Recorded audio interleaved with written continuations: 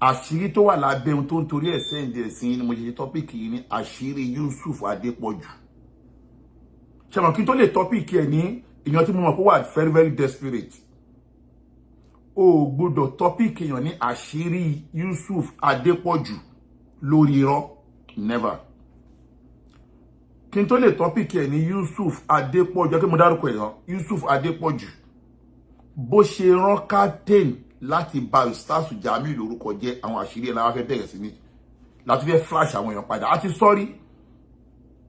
But ọ̀pọ̀lọpọ̀ àwọn èèyàn ti gbàgbé tó ṣàlọ́ mìíràn dẹ̀ rántí mọ́ because this matter ó ti bẹ̀rẹ̀ láti 2021. Ó bẹ̀rẹ̀ ní September 11th 2021 ní gbogbo wàhálà ìbẹ̀rẹ̀ lórí social media. Báwo ló ṣe wá bẹ̀rẹ̀? Báwo ló ṣe involve Yusuf Adepoju àti Captain Mubarak láti parapọ̀, láti syndicate, láti parapọ̀, láti ba Ustaz Jamiu Loruko jẹ́? Òun la fẹ́ sọ lẹ́yìn. And it's going to be episode. It's going to be what? Episode. Today is episode 1. Ó máa lé kí ni ó máa loud. Tabade ń sọ ọ̀rọ̀, a máa mú wá pẹ̀lú ẹ̀rí ni.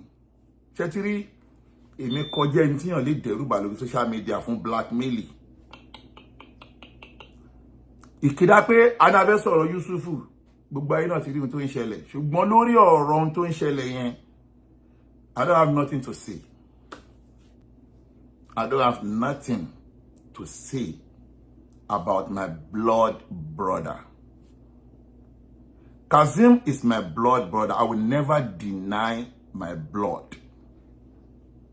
In my life, I will never deny my blood. And then nothing is going to separate me and my brother. Because it's my brother. Now, let's go back to the topic. Yusuf Adepoju.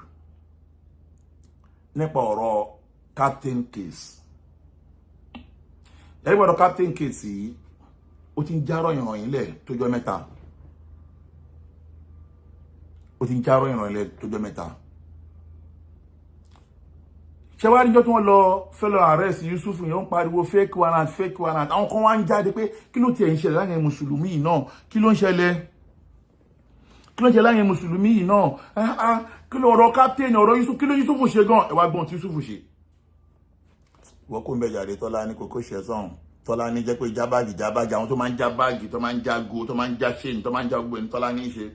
But mo náà rí ẹ̀ lọ́wọ́ ni but ìyẹn kọ́. So that now, àwọn mo wá rí pé àwọn kí ni iṣẹ́ kí ló Yusuf ṣe gan náà? Kí ló ṣe láàrin Ustaz Jamiu? Mo wá fẹ́ dá yín padà sí ìbẹ̀rẹ̀ ọ̀rọ̀. Àfààní látẹ̀gì filan sababali kalami wa wakitawu wa keifa wakam wale makani jamian látẹ̀gì filan. Àfààní gbogbo tó ń ṣẹlẹ̀ yìí o. Àfààní gbogbo tó ń ṣẹlẹ̀ yìí o látẹ̀gì filan. Ibi tọ́rọ̀ yìí ti bẹ̀rẹ̀, ẹ má gbàgbé o, wọ́n fẹ́ gbé wa kúrò ní ohun tó ṣẹlẹ̀ láàrin Yusuf àti captain. Wọ́n fẹ́ gbé wa kúrò nínú ọ̀ràn tí Yusuf ní kí captain lọ dá. Àmọ́nà Àfààní látẹ̀gì filan. Má gbàgbé o, sababali kalami wa wakitawu. Ọ̀rọ̀ tó ń ṣẹlẹ̀ lọ́wọ́lọ́wọ́ yìí. Wa kaifa, báwo ló ṣe bẹ̀rẹ̀?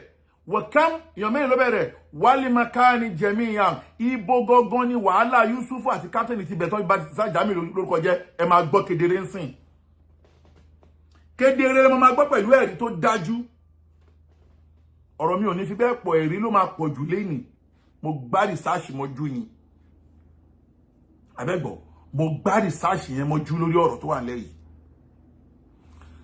Torí pé Yusuf bọ́ta ọjọ́ tí ó lọ sọ́dọ̀ Saidi sí tó Saidi ṣe program ń jẹta. Yusuf wá búra, ó búra kan bẹ̀. Ó ní tóun bá mọ̀, ẹgbọ́, ó ní tóun bá mọ̀ nípa bí captain ṣe ba Ustaz Jamiu Loruko jẹ́, bó ṣe lórúkọ Ustaz láti parọ́ mọ́ Ustaz. Yusuf ní tóun bá mọ̀ ń pa ẹ̀, kóun máa wọ àlìjánnà. Mo fẹ́ proof ẹ̀ fún yín lédè pé Yusuf kò ní wọ àlìjánnà. Ẹ kọ́ gbọ́n tó sọ nígbà yẹn. Ẹgbọ́n tó sọ o lọ́dọ̀ Saidi Ṣètù, ẹ máa gbọ́ o. Mo fẹ́ kẹ́ kọ́kọ́ gbọ́n tó sọ yìí o. ẹ̀yin tẹ́ wà lórí TikTok ẹ máa gbọ́ speaker ẹ bọ́ kan tí Yusuf sọ bismillah.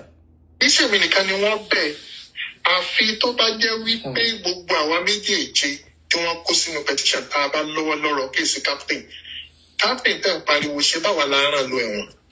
ẹni sùúrù búra o ẹ kò sọ̀rọ̀ ni o àfi tó bá jẹ́ pé. Baba Saheed. Nǹkan sọ́ńbì I'm not here láti defend ara mi. Tí n bá rán captain iṣẹ́ kó dífẹ́ mi àtẹ̀ mo ti sọ ọlọ́mọ fún mi ní àlìjánnà. Allahu Akbar.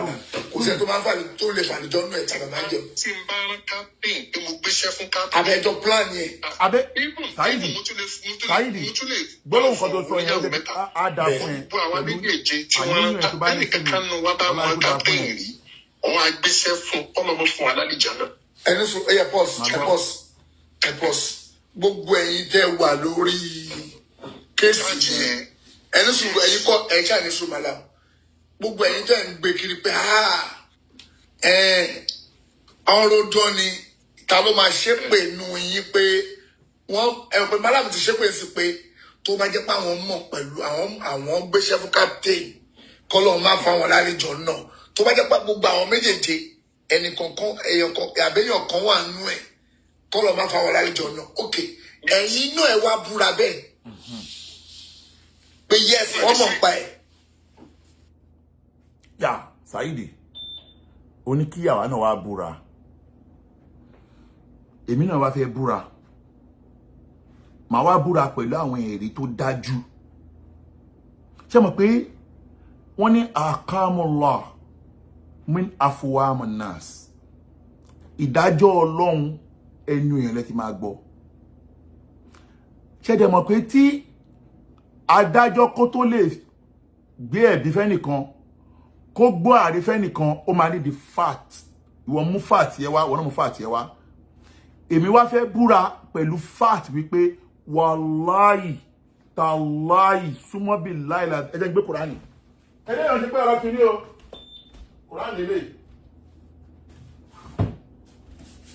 Quran lele ave kitabullah Quran lele ma mú ẹ̀rí wá tó dá mi lójú pé wallahi tallahi suma la ilaha illa huwa mo búra pẹ̀lú Quran pé Yusufu Adepoju mọ̀ nípa bí captain ṣe bá Ustaz Jamiu Loruko jẹ́ pẹ̀lú ẹ̀rí tí mo fẹ́ bẹ̀rẹ̀ sí ní mú wá yìí tẹ́lẹ̀ gbogbo ẹni tẹ́ ń support Yusufu tó wá pé nítorí Ọlọ́run nítorí pé òun wá òdodo ni èmi ìlú máa padà lẹ́yìn Yusufu wọ́n bá pé nítorí ayé ni ó dẹ̀ kọ́ kí orí ìbínú Ọlọ́run kó orí ìyà Ọlọ́run máa continue tó wá pé nítorí Ọlọ́run ni o èmi ìlú máa rí fact bọ́lá pé ẹ̀ ń play game ni Yusufu ni kò ní ṣubú Ustaz Jamiu máa gbé ṣubú máa náwó ẹ sójú ọ̀nà àánú kí Ọlọ́run wá sọ owó ẹ di owó kárú náà kó wá sórí burúkú tó wó ẹ kí ló tẹ̀ láàrin Yusufu àti captain gẹ́gẹ́ bí Yusufu ṣe fi hàn wá torí pé gbogbo sọ̀rọ̀sọ̀rọ̀ láyé yìí kó máa rántí ẹni tó mọ̀ ọ́ gbọ́ gbogbo sọ̀rọ̀sọ̀rọ̀ láyé kó máa rántí ẹni tó mọ̀ ọ́ gbọ́ ṣé ti this time around battle to battle ni ẹgbẹ́ tá tẹ̀lé mi tọ́kì mi kì í dá sọ̀rọ̀ family oní family gbogbo ẹbí bọ̀dọ̀ Yusuf Mọ́nsúrà àti ọkọ ẹ̀ ṣe tó mi ò ń dá sọ̀rọ̀ family ọlọ́dẹ̀ ṣe Mọ́nsúrà ti padà sọ́dọ̀ ọkọ ẹ̀ ń sìn kó béèrè lọ́wọ́ Mọ́nsúrà èmi máa ń sọ fún Mọ́nsúrà ni pé gbogbo tọ́kọ ẹ bá fẹ́ lórí àwọn ọmọ ẹni kó ṣe fún èmi kì í dá sọ̀rọ̀ family but nísìn tẹ́tí lọ wọnú family oní family nsìn àwọn àdùn máa bẹ̀rẹ̀ sí ní wọnú gbogbo onú family kódà voice kan wà lọ́wọ́ mi for the past 1 year nsìn ló ti wà lọ́wọ́ mi bí Mọ́nsúrà Mubaraki Rasaki Akínọlá àtobìnrin tí Mubarak fẹ́ tó fi jọ wọ UK gbogbo bá ṣe budun ẹ̀ gbogbo voice yẹn wà lọ́wọ́ mi nísìn àmà wá bẹ̀rẹ̀ sí ní a máa tú gbogbo ẹ̀ sí gbòòrò ọkọlọmọ ẹ wojú mi a máa tú gbogbo ẹ̀ sí gbòòrò a máa tú gbogbo ẹ̀ sí gbòòrò gbogbo bá ṣe wedding a máa tú gbogbo ẹ̀ sí gbòòrò èmi òun lọ́nu family but ẹ má gbẹ́ fẹ́ mẹ́ka bá wọnú family ni ẹ mọ́ ṣe tó mi ẹ jẹ́ kọ́kọ́ dúró lórí eléyìí náà àbọ̀ wá bá lọ́rọ̀ Mubarak yẹn àbọ̀ wá bá ni now báwo ni ọ̀rọ̀ yìí ṣe bẹ̀rẹ̀ Yusuf fún ara ẹ̀ jalla la yamutu abadan inna Allah Ọlọ́run gangan wọ́n pè ní akamule akimin Ọlọ́run tó mọ ẹjọ́ dá fún ara ẹ̀ Yusuf fún ara ẹ̀ ló tú gbogbo àṣírí ara ẹ̀ síta níbi wóró mo lè sọ̀rọ̀ òun ló tú gbogbo àṣírí tí mo fẹ́ bẹ̀rẹ̀ sí ní mú wá yìí o kò dẹ̀ sí nǹkan tó kó bá Yusufu tó fi rẹ̀ sínú problemu yìí nítorí ìjà ìlara tó wà láàrin wọn àti Ustaz Jamiu ni ìjà lára pé gbogbo ẹni tó bá rí láyé báyìí ọ̀rọ̀ Ustaz Jamiu ló fẹ́ sọ bóyá eléyìí ò rí Jamiu ó mà ní ká máa èèyàn kan máa pè mí ó ní èèyàn kan ní ká máa jaja ó mà tún ní pé ànábì Ọlọ́run mà ní Ọ̀rúnmìlà Jamiu mà ló tún sọ ó ní ànábì Ádámù mà kì í ṣe màláíkà Jamiu ọ̀rọ̀ Jamiu nìkan ni ihun tó fẹ́ kó bá kọ́ ihun tó kó bá Yusuf gangan tó fi bọ̀ ní wàhálà ilé gangan nìyẹn o máa kúrò fẹ́ fún yín o ọ̀rọ̀ Jamiu ló báyé Yusuf jẹ́ báyìí wàláì mo dẹ̀ máa prove ẹ̀ ní on the 7th of September 2021 7th of September according to Malam Yusuf Adepoju chatting with Captain mo máa gbé proof ẹ̀ wá o ṣẹ́tìrí Captain ó jẹ́ ẹnìkan mo ń bọ̀ yín kí fọ́tò yẹn wá this is Captain and Malam Yusuf ṣẹ́tìrí Captain tẹ́ rí Captain is a confirmed 419. Captain is a confirmed 419, which is that pé ó ti lọ ṣẹ̀wọ̀n lórí 419 yẹn náà. Tagba Yusuf náà ló rán lẹ́wọ̀n. But báwo lọ̀rọ̀ yìí ṣe bẹ̀rẹ̀ la tegi filan sabab al kalami wa waqta wa kayfa wa kam wal makan jami'an. Ọ̀rọ̀ tó ń ṣẹlẹ̀ yìí bó ló ti bẹ̀rẹ̀ gangan. Ọ̀rọ̀ yìí bẹ̀rẹ̀ ní àwọn kan tí kọ́kọ́ ṣẹlẹ̀ lórí messenger tẹ́ pé láàrin Captain àtàwọn kan mi ní lọ bẹ̀yẹn for now ọ̀rọ̀ ilé ẹjọ́ nìyẹn but èyí tí Yusuf sọ fún ara ẹ̀ no fẹ́ treat ìyẹn fẹ́ ṣe analysis lórí September 7 2021 according to Malam Yusuf Captain bá Malam Yusuf chat ó bá Malam Yusuf chat lẹ́ni tó ń wá ìrànlọ́wọ́ ó dẹ̀ fẹ́ fi ìrànlọ́wọ́ yẹn lù wọ́n ní jìbìtì ni o Captain yẹn parọ́ fún Malam Yusuf pé òun jẹ́ inú àwọn ológun Nigeria Navy tí bóyá ìbọn ló bá ní o bóyá ní mọ́tò accident ní o òun need help which is gbogbo wa yìí náà la máa ń receive irú messages yẹn táwọn èèyàn máa ń send messages sọ pé àwọn need help pé láwọn yẹn báyìí mo ti gba message báyìí kan náà òun need help everybody ló máa ń gba help message àwọn èèyàn need help a dẹ̀ mọ̀ pé inú àwọn tó ń béèrè message tó ń béèrè help yìí oníjìbìtì pọ̀ láàrin wọn oníjìbìtì pọ̀ ló yẹ pé ẹni tó bá message èmi bò need help tọ́nà bá ti rán mi sí Ọlọ́run rán mi sí ẹ̀nà ni wàhálà àti ẹni yẹn so that Captain wa bá Malam chat tóun need help nígbà tí Captain bá Malam chat Malam ò tètè respond but according to our findings Yusuf ti mọ̀ pé Captain máa bóun chat ó ti mọ̀ but ẹ má ká lọ lórí yẹn ẹ ká base lórí ibi tí chat wọn di bẹ̀rẹ̀ lọ́n di 7 ẹ jẹ́ wá gbé chat yẹn wá bóyá bẹ̀rẹ̀ lọ́n di 7 ẹ jẹ́ gbé chat yẹn wá chat yẹn lélẹ̀ ní on the 7th ẹ máa wá gbọ́ chat wọn lélẹ̀ lọ́n di 7 o ṣé ní chat yìí orí page Malam Yusuf gangan ni Malam Yusuf ti gbé jáde kí ló wá mú Malam Yusuf gbé chat yìí jáde mo ń bọ̀ o jẹ́ kí n gbójú jáde báyìí tó dé àwọn tó bá fẹ́ gbọ́ mi mo ń bọ̀ kò kéré jù yes ṣẹ́tí ṣáàtì wọn yìí Malam Yusuf ló gbé jáde lórí péèjì ẹ̀ gangan kí ló mú Malam Yusuf gbé ṣáàtì yìí jáde lórí péèjì ẹ̀ ní ìgbà tí Captain wà ní prison tí Malam Yusuf padà detect mo ń bọ̀ ẹ kí n gbé síbí báyìí nígbà tí Mallam Yusuf padà detect wípé máa jẹ́ fílẹ̀ bẹ́ẹ̀ náà ń bọ̀ ṣé nígbà tí Mallam Yusuf padà detect pé captain ó lù àwọn ní jìbìtì owó ni ṣó yé yín yẹ fílẹ̀ báyìí so ìgbà tí Mallam padà detect pé captain lù àwọn jìbìtì ni so that Mallam náà eléyìí tó di dúró Mallam náà ló padà rán captain ní ẹ̀wọ̀n ṣó yé yín àsìkò tí captain wà lẹ́wọ̀n yẹn gẹ́gẹ́ bí wá ṣe mọ̀ ń gbà yẹn ni Ustaz Jamiu Adegunwa lọ ń bá captain lẹ́wọ̀n láti pé àwọn fẹ́ ṣe nígbà tí captain wà lẹ́wọ̀n gbogbo àmọ́ gbàgbé o ní 2021 ni Ustaz Jamiu lọ ń bá captain lẹ́wọ̀n pé báwo lọ̀rọ̀ yẹn ṣe jẹ́ tó pé Mallam Yusuf ti mọ̀ pé captain ti bẹ̀rẹ̀ sí ní jẹ́wọ́ fún mọ́ Ustaz Jamiu gbogbo ọ̀rọ̀ yẹn ṣe jẹ́ lórí pé báwo ni captain ṣe bà Ustaz Jamiu lórúkọ jẹ́ tó parọ́ mọ́ Ustaz Jamiu pé Ustaz Jamiu ní pé kóhun lọ mú 25,000 wá kóhun tó ràn òun lọ́wọ́ àti bó ṣe impersonate phone number kan pẹ̀lú orúkọ Ustaz Jamiu láti máa phone number yẹn lu àwọn èèyàn ní jìbìtì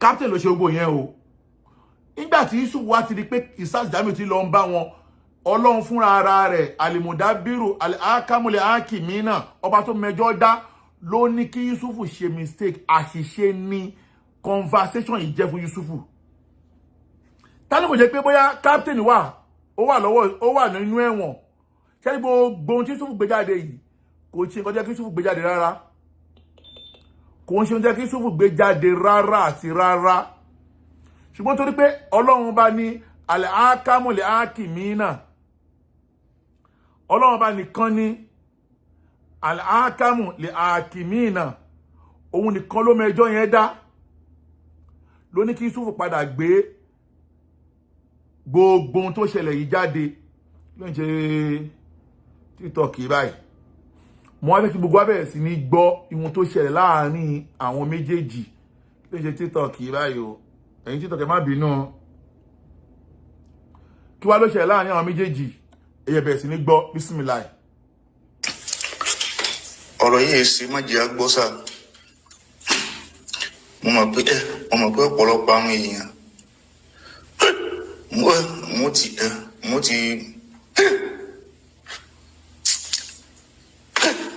mo ti bà tara wọn jẹ́ látàrí pé nǹkan ò ṣe wọ́n mo sì mọ̀ pé nǹkan ń ṣe àwọn bẹ́ẹ̀ tí ń wo mi Khadiji Saudi ni mi ni ummul qura gangan wallahi alazim aqsamtu bi rabbil kaaba mo ní certificate mi lọ́wọ́ Ọlọ́run kan kà kọ́lẹ̀ pé ibi tí máa yà sí nìyẹn ìyẹn sì bá Ọlọ́run bá dùn kádàrá mo ń padà sí bíṣẹ́ mọ́tò wa ní accident ní ìlú kan tí wọ́n ń pè ní Murna ká tó dé Toro local government ní Bauchi state ó sì pọ̀ díẹ̀ wallahi alazim.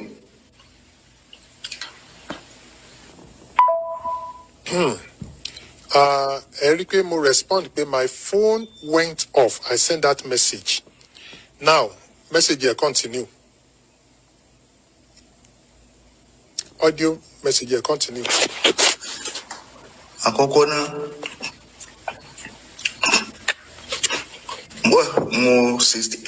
mo ti ṣe díẹ̀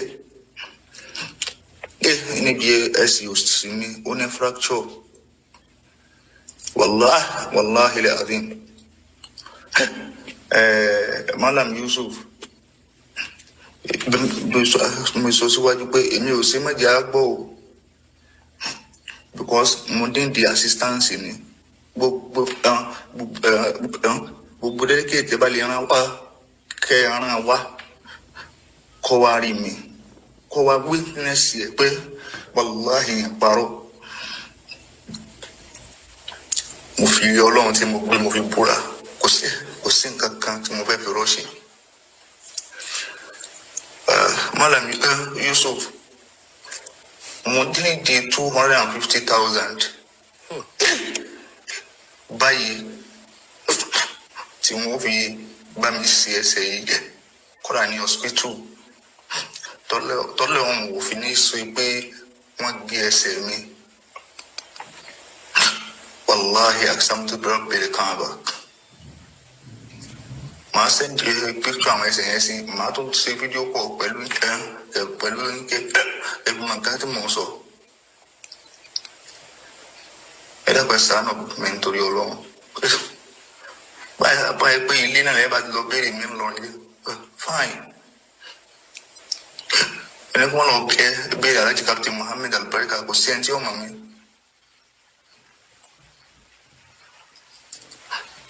Àmọ́ táìmù àgbákò tó dé ló jẹ́ ká rí wọn. Bẹ́ẹ̀ jẹ́ ń gbọ́ mi wàláhì láàrin nìkan mo sẹ́kù lọ́wọ́ ìyá mi. Náà mọ́kọ́ kan láti yá ibi. Àmọ́ aláwọn ọmọ bàbá. Ẹ jẹ́ máa stop ẹ̀. Ibi tó ti bẹ̀rẹ̀ lélẹ̀ ní on the 7th of September 2021. Ẹ̀rí bí captain bó ṣe ń gas, ó ń Gaza ni o. Gbogbo tó ń ṣe yẹn, wọ́n ń pè ní Gaza. Ṣé yín, wọ́n ń pè ní Gaza. Ẹbí yẹn Gaza.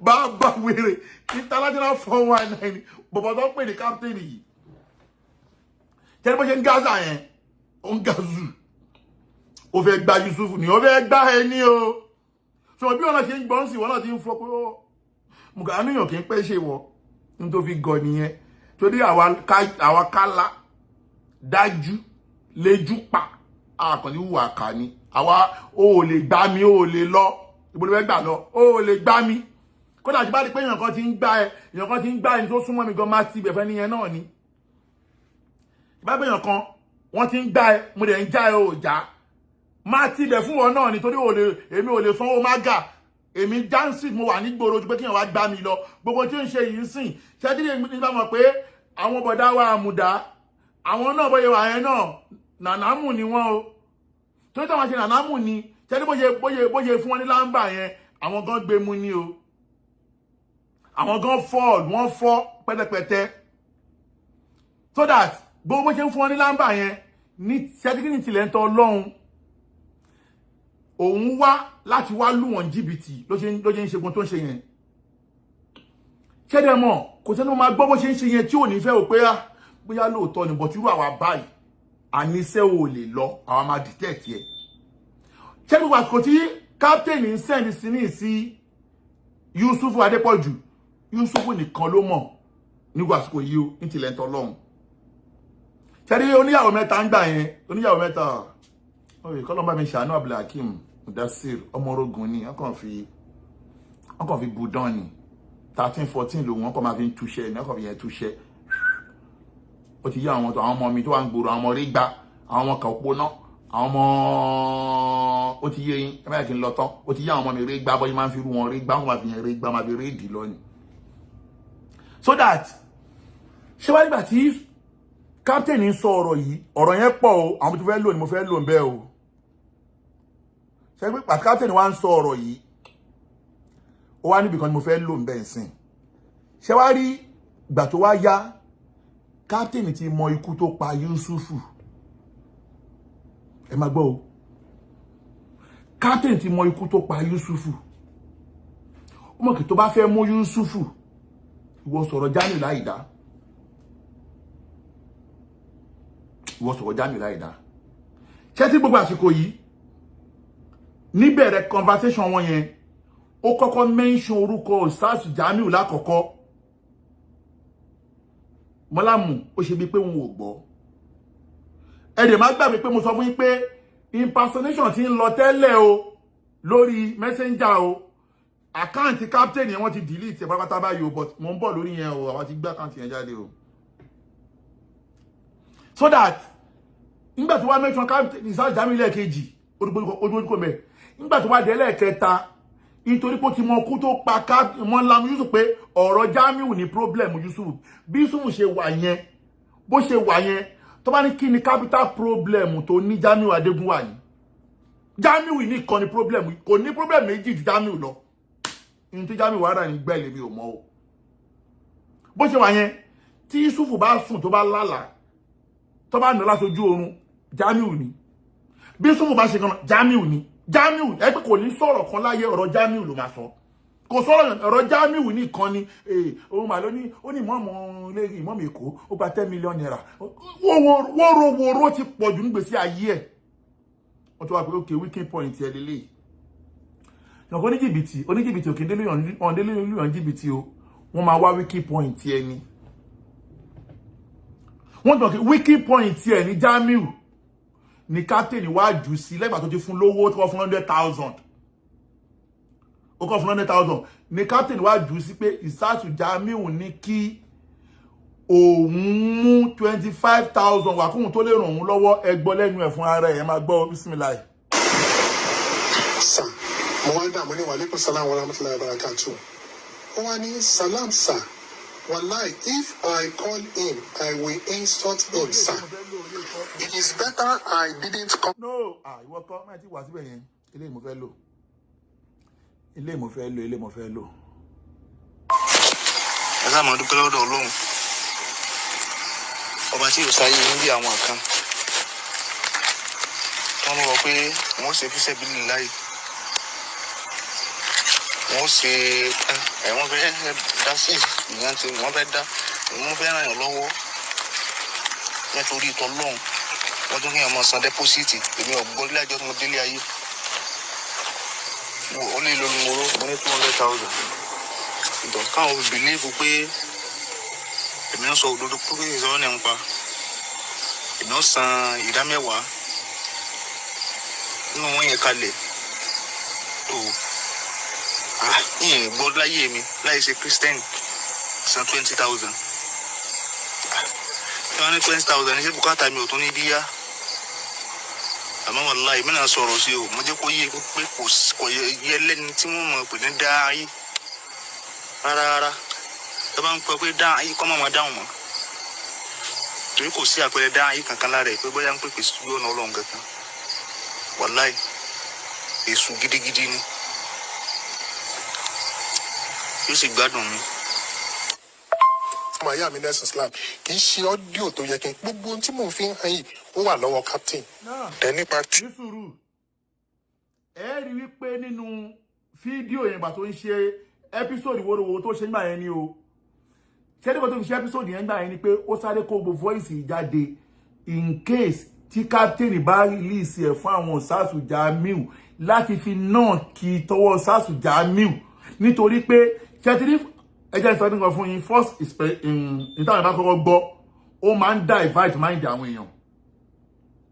Irú ẹ̀ ni mo ṣe mú ọ̀rẹ́ wa Saheed Shittu yẹn nígbà tí mo ti gbọ́ lọ́dọ̀ PNP àbí POP ní pé àwọn máa release conversation èmi àti Saheed, mo ìbùtọ́ bá lọ release wọ́n lè lọ gé tàbí kọ́ lọ fi kún jẹ́ kí mi Saheed dà tèmi sórí péjì mi, ẹgbẹ́ táwọn èèyàn máa wá sórí péjì náà máa gbọ́ lórí péjì mi, mo ti pa ké wọn.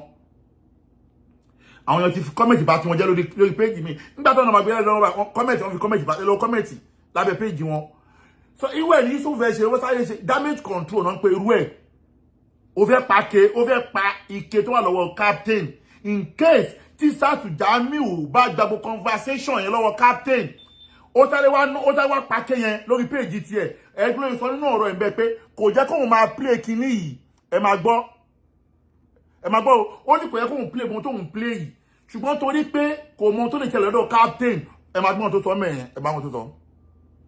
Àmọ́ wallahi mí náà sọ̀rọ̀ sí o, mo jẹ́ kó yé pé kò yẹ lẹ́ni tí wọ́n mọ̀ pé ní dá ayé rárá. Tó bá ń pẹ́ pé dá ayé kọ́ máa dáhùn mọ́.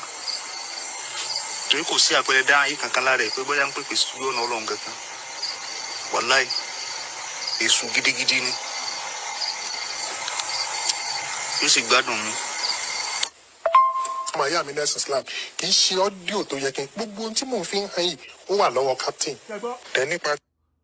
Gbogbo ohun tó ń fi ràn wọ́n yìí ó wà lọ́wọ́ captain. Ó sáré padà lọ́wọ́ pé gbogbo tí mo fi kò ń ṣe ohun tó yẹ kí n máa fi gbogbo ẹ̀ wà lọ́wọ́ captain. Ó mọ̀ pé captain ó lè jàṣẹ́ yẹn. Ó fẹ́ pàkè ìyọ̀nà pé pàkè náà pẹ̀lú ẹ̀. Ó fẹ́ pàkè captain mọ́sáàsì Jamiu lọ́wọ́ ni. Bí mo ṣe pàkè Saheed Shittu yìí sìn. Ó fẹ́ pàkè yẹn ni. Ẹni tó bá jọ mọ̀ gbòòrò lọ́rọ̀ eléyìí ló sáré wá fi gbogbo conversation yìí. Ṣé bó wá ṣe ń sọ ọ̀rọ̀ yẹn ó wá ń divert mind àwọn èèyàn síbi tó fẹ́ kí wọ́n gbọ́yé sí.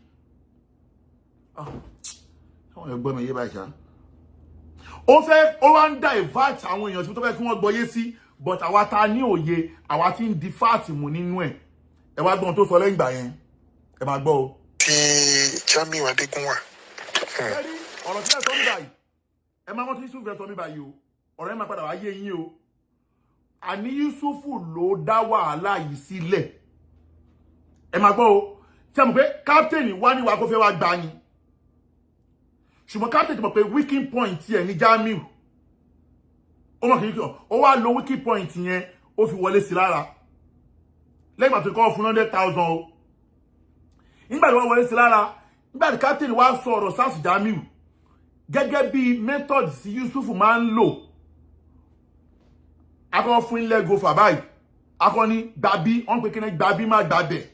Gbàbẹ̀ má gbàbí náà ń pè rẹ̀ lọ́dọ̀ àwọn ọmọ ìgboro. Ọ̀kan lọ mọ̀ ṣé mo ti ń gbà àwọn ẹ̀kọ́ àbáyé báyìí. Mo ti ń gbà àwọn lọ fáfá o, ó ti ń lọ fáfá. Mo ti ń wọnú traba. Mo ti ń gbà àwọn ẹ̀kọ́ àbáyé gan o. Okay, wọ́n pè ní gbàbí má gbàbẹ̀ náà ń pè rẹ̀. Okay, akọ́ gbà báyìí. Àwa padà wá báyìí. Ibi tó ń bọ̀ lélẹ́yìí o. Akọ́ gbà báyìí, àwa padà wá báyìí. Irú ẹ̀ ló fún captain mi báyìí. Ó kọ́kọ́ sọ̀rọ̀ Jamiu pé ọ̀rọ̀ Jamiu ó bá má ṣe kíníkan kíníkan. Ó kọ́kọ́ gbàbẹ̀ fún.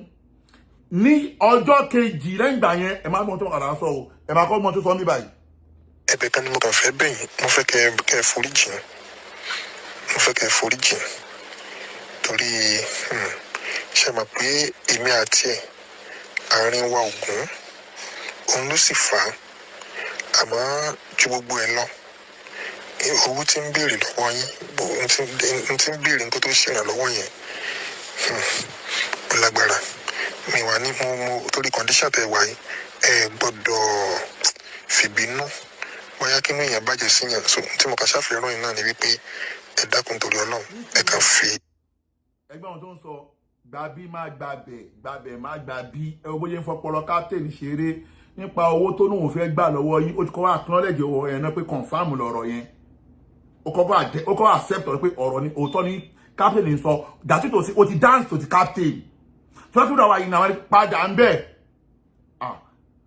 O ti dáhùn captain, ó wá sọ captain pé nítorí condition tẹ wà, mi ní fẹ́ kẹ́ sọ̀rọ̀, mi ti gbé kọlù, mo ń lo fóònù yẹn lọ́wọ́ mẹ́tí kọlù torí ẹ̀ o.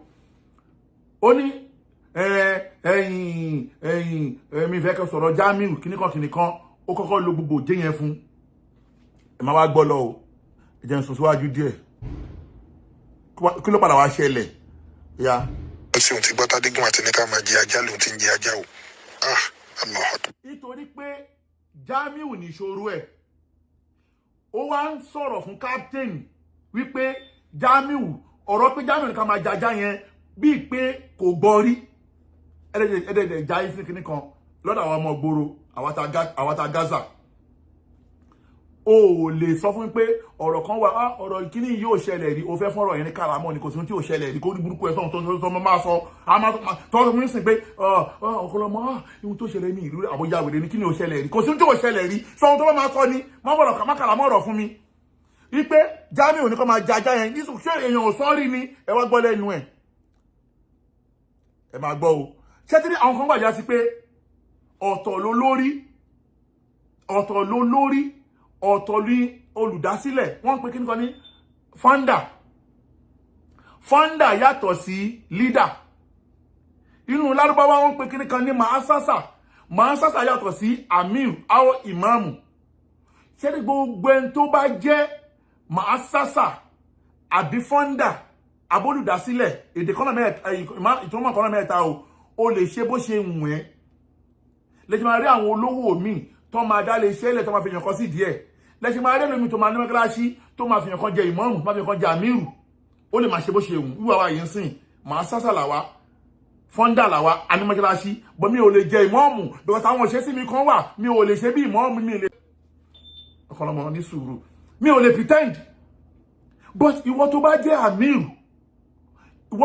àmírù tàbí tó bá jẹ́ leader ó ní bó ṣe gbọ́dọ̀ máa sọ̀rọ̀ kí ló mú gbogbo àwọn ṣéhùn ńláńlá yẹn àwọn àfáàní tí wọ́n fi ń sọ̀rọ̀ anyhow because leader ni wọ́n ìmí ọlọ́dẹ lè ṣẹlẹ̀ mí ní kó jẹ́ founder kó tún jẹ́ leader ìwọ tó bá wà nípò founder àti tó bá tún ṣe leader fúnra ara ẹ ó gbọ́dọ̀ mọ ohun tó máa sọ but Yusuf kò mọ yí ipò tó wà yẹn founder yẹn ó tún wá jẹ́ leader ìwọ tó jẹ́ founder tó jẹ́ leader ṣó yẹ kó máa bẹ ní wérewère yìí wérewère kò máa bẹ ń bẹ ọjọ́ orí òde ní ṣe pẹ̀lú leader wọ́n lè fẹ́ ọmọ kékeré ṣe leader tó bá ti wà nípò àgbà wọ́n máa ṣe bí àgbàlagbà ni but ìwọ Yusuf ò mọ yí ipò tó wà àìmọ yí ipò tó wà lẹ́kọ̀ọ́ máa yẹ̀yẹ́ báyìí nítorí Jamiu nítorí ẹnìkan dẹ̀dẹ̀ olórí burúkú sí gbòòrò àwọn agun wà ní ṣàánú ẹ̀ mọ́ tí wọ́n ẹ ti gbogbo bọ́ǹbù yín ẹ ti ṣe kó tẹ́lẹ̀ ṣe lórí ọ̀rọ̀ mi nísìn fire to fire ni a máa sọ tọ̀rọ̀ nípa ẹ̀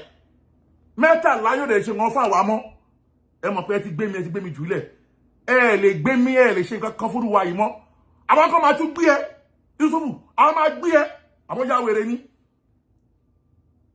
ọkọlọmọ oh my cool down ọkọlọmọ ó yá ẹ máa gbọ́n tó sọ o. ọláyà àfẹ́ kó parun ẹnìkan ń bi mí léèrè bíi wákàtí kan sẹ́yìn pé látijọ́ tí òun ti gbọ́ tádégún àti ní ká máa jẹ ajá lòun ti ń jẹ ajá o Allahu Akbar nínú ẹ̀sìn nínú Islam so ara àwọn aburú ti ń ṣẹlẹ̀ náà nìyẹn kó lóun kó bá wa yí padà sí dáadáa ẹ má jẹ́ yẹn wọ́ọ̀rì yín ẹni tí ó bá ṣoore fún Ọlọ́run fi lò ní sábàbí tí ó ṣoore kò sóore lára rẹ̀ nìyẹn so ẹ filẹ̀ ẹ foríjì Ọlọ́run foríjì gbogbo wa lágbára Ọlọ́run kò wá lọ́wọ́ Ọlọ́run lè ṣàlékún àlàáfíà fún yín so bó bá ṣe jẹ́ a máa sọ̀rọ̀ inshallah bí kúndùrà tó láì assalamu alaikum wa rahmatullahi wa barakatuh. ní September 8 2021 ẹ máa wá gbọ́ o ṣé mọ̀ pé ẹ gbọ́ bóyá bá sọ̀rọ̀ gbàbí má gbàbẹ̀ ló fún yẹn o ó ní iṣẹ́ tó fẹ́ lò fún o but ó ní kàn parabulate ẹ mọ̀ bíi adìyẹ akọ tó fẹ́ gun abo akọ́jú báyìí adìyẹ akọ tó fẹ́ gun abo akọ́jú báyìí adìyẹ akọ tó fẹ́ gun abo akọ́kọ́ lọ báyìí atúlọ báyìí ó fẹ́ gun abo ni o ó ní iṣẹ́ tó fẹ́ rán captain ni o oh my god kọlọ́wọ́ ó ní ẹgbẹ́ ẹran o ó kọ́kọ́ gbà báyìí ó dùgbà báyìí ìhun tó jọ sọ ní September 7 tí captain ti ju lámbà Ustaz Jamiu fún báyìí nígbà tó máa dọ̀n di 8 wèrè ò lè sùn mọ́ ọ̀n bí yẹ ẹ̀dá ó ti fún ẹ ní ó ti login sí password rẹ̀ náà ó mọ ọmọ mi àwọn ọmọ yahoo tó bá ti login sí password ó lè sùn mọ́ bí ẹ̀dá ó ti login sí password rẹ̀ nígbà tó ti login báyìí tó bá dọ̀n di 8 báyìí irú captain nànà títì ìwọ odindi founder àti amiru odidi ìjọ tó lórúkọ worldwide ìwọ ló kọ́kọ́ sálámọ̀ sí captain tó ro fún 100,000 ṣáwọn náà kì í fún yàn lówó ni bí Adegunwa ṣe súnmọ́ mi tó mi ò never pé Adegunwa fún ara mi rí kí máa pé Adegunwa fún kí lè bá sọ lẹ́yìn kó tẹ́sí pé òun ní ìdòwò kí lè ṣe owó sí ó tọ́ mi ìráyè tiẹ̀ mọ́ ìwọ ìtorí pé ó ti sọ̀rọ̀ Jamiu fún ojúbọ̀rọ̀ Jamiu ò sùn mọ́júmọ́ nígbà tó máa dọ̀n di 8 báyìí ẹgbọ́n tó tẹ̀ lọ́n di 8 September. pé láàárọ̀ ẹ̀gbọ́n tí mo sọ mo ní salamu alaykum wa rahmatulahi wa barakatuh captain responded ó ní wa alaikum salam sir ó wá ní in fact I am just listening to your voice now sir àná mo ti sẹ́ǹdẹ̀ September 7 mo sẹ́ǹdẹ̀ wọ́n wá ń ṣe ń gbọ́ ní September 8 ẹ máa wo tó wá sọ o nígbà tó gbọ́ voice note yẹn tán ó wá ní jazakumullahu khairan sir you will never lack anything in your lifetime sir. ó sọ yẹn èmi tó wá padà mo wá ní salamu alaykum wa rahmatulahi wa barakatuh dear brother how far about your treatment may Allah support you amen. ẹ wá gbọ́n tí mo sọ o then mo ní concerning Adegunwa issues kábíyèsí ọ̀nà ẹ wo tí mo béèrè. ẹ máa ní sùúrù ìwọ ò ní súnmọ́jú ó ti login now ẹ máa gbọ́ on the 7th of September náà bẹ̀rẹ̀ ṣáàtì ó dẹ̀ di 400,000 ìjọ tó bẹ̀rẹ̀ ṣáàtì ó di 400,000 ẹ má gbàgbé mo sọ pé ó ti mọ̀ kó máa bóun ṣáàtì tẹ́lẹ̀ ó ti mọ ohun tó ń ṣẹlẹ̀ o èèyàn kan ló fún káptẹ́ẹ̀nì níná èèyàn kan ló fún káptẹ́ẹ̀nì ní nọ́mbà Yusufu èèyàn kan ló fún káptẹ́ẹ̀nì ní nọ́mbà Yusufu èèyàn kan ló fún káptẹ́ẹ̀nì ní nọ́mbà Ustaz Jamiu o èèyàn kan ló fún wọn o tálẹ́ níyẹn ẹ jẹ́ ká ti pẹ́ǹdì yẹn ọjọ́ tó bá ṣáàtì ẹni yẹn ti gbọ́ ohun tó ń ṣẹlẹ̀ nípa Jamiu nípa pé káptẹ́ẹ̀nì ti parọ́ mọ́ Jamiu ló ṣe ní kí Yusufu ràn lọ́wọ́ but ìgbà tó ràn lọ́wọ́ 200,000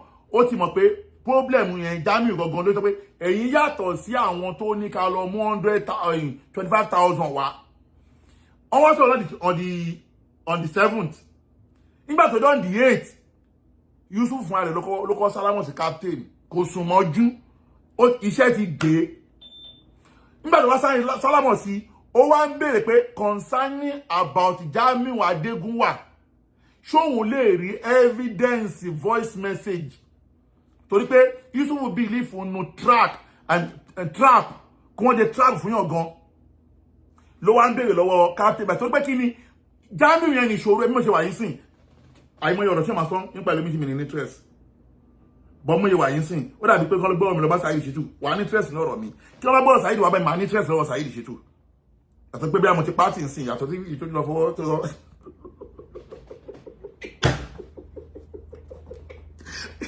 yàtọ̀ sí ìtọ́lọ kan lẹ́kùn èyí sí tí ó mọ̀ bí tí ó mọ̀ bí máa padà gbà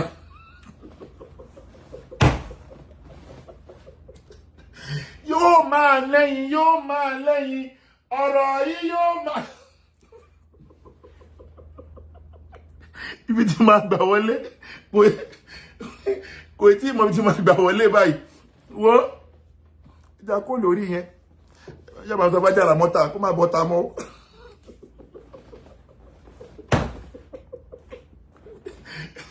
yàtọ̀ fúnra mọ́ta kó má daṣọ borí kiri ẹ̀wọ̀ kọ́ lọ́wọ́ ṣàánú mi o now ẹ wá gbọ́n tó sọ lọ́ndì 8 ẹ wá gbọ́. kàn wá rò ó kíní kankan sọ sí mi létí mo kàn wá rò ní bí ẹdùn ẹni tó ń fi allegation kan Adegunwa into your voice now sir àná mo ti sẹ́ǹdẹ̀ September 7 mo sẹ́ǹdẹ̀ wọ́n wá ń ṣẹ̀ ń gbọ́ ní September 8 ẹ máa wo tó wá sọ o nígbà tó gbọ́ voice note yẹn tán wọ́n wá ní jazakumullahu khairan sir. You will never lack anything in your lifetime, sir. So, èmi tó wá padà, mo wá ní salamu alaikum wa rahmatullahi wa barakatuh, dear brother. How far about your treatment? May Allah support you. Amen. Ẹ wá gbọ́n tí mo sọ o. Then, mo ní concerning Adegunwa issues. Oh, kábíyèsí Ọlọ́run. Ẹ wo tí mo béèrè. Mo kàn wá rò ó. Kíní kankan sọ sí mi létí. Mo kàn wá rò ní pé ẹdùn ẹni tó ń fi allegation kan Adegunwa yìí tó ń sọ yìí ẹ rí i pé mi ò bẹ́ẹ̀ dán Ọlọ́run kankan discuss ẹ̀. Mo wá ní concerning Adegunwa issues mo send the message yẹn at 23 minutes after 6 p.m. concerning Adegunwa issues on September 8, 2021. Can I get the audio where he was demanding for a deposit before he can render assistance to you? Kábíyèsí Ọlọ́run. Kábíyèsí Ọlọ́run. Torí wípé ó ní interest nípa ọ̀rọ̀ captain, nípa ọ̀rọ̀ Ustaz Jamiu.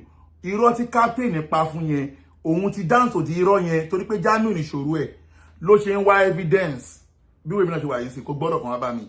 Tí bá ní interest ní ọ̀rọ̀ ẹ̀ máa dé evidence lọ́wọ́ ẹ̀. Tí ó bá ti fún mi evidence kò sọ̀rọ̀ lórí ọ̀rọ̀ yẹn wà láì ní sọ so that òun náà ní interest lórí ọ̀rọ̀ Ustaz Jamiu ló ṣe ń wá evidence ẹni tó dẹ̀ wá bẹ́ẹ̀ kẹkẹrẹ òun ṣe kí ni òun wá fún ẹ ní gèǹjẹ ló wá fún ẹ máa wá gbọ́n tí yẹn fi dá lóhùn ẹ máa gbọ́n àkápẹ́ tó gbọ́n ju gbogbo yín lọ ẹgbọ́n tó fi dá lóhùn. Kábíyèsí Ọlọ́run pé ẹ ti ẹ̀ dúró arákùnrin yìí tí ń fi allegation kan Adegunwa yìí ìjọ lè fún mi ní ẹ̀rí kí n fi wà sure of that allegation to Finkan. Can I get the voice audio, the audio where it was demanding for a deposit before it can render assistance to you? Only saw for me. I want to respond. I want to captain to respond. Criminal, convicted criminal, serving jail. Sir, and then you wrote Adegunwa. In voicing,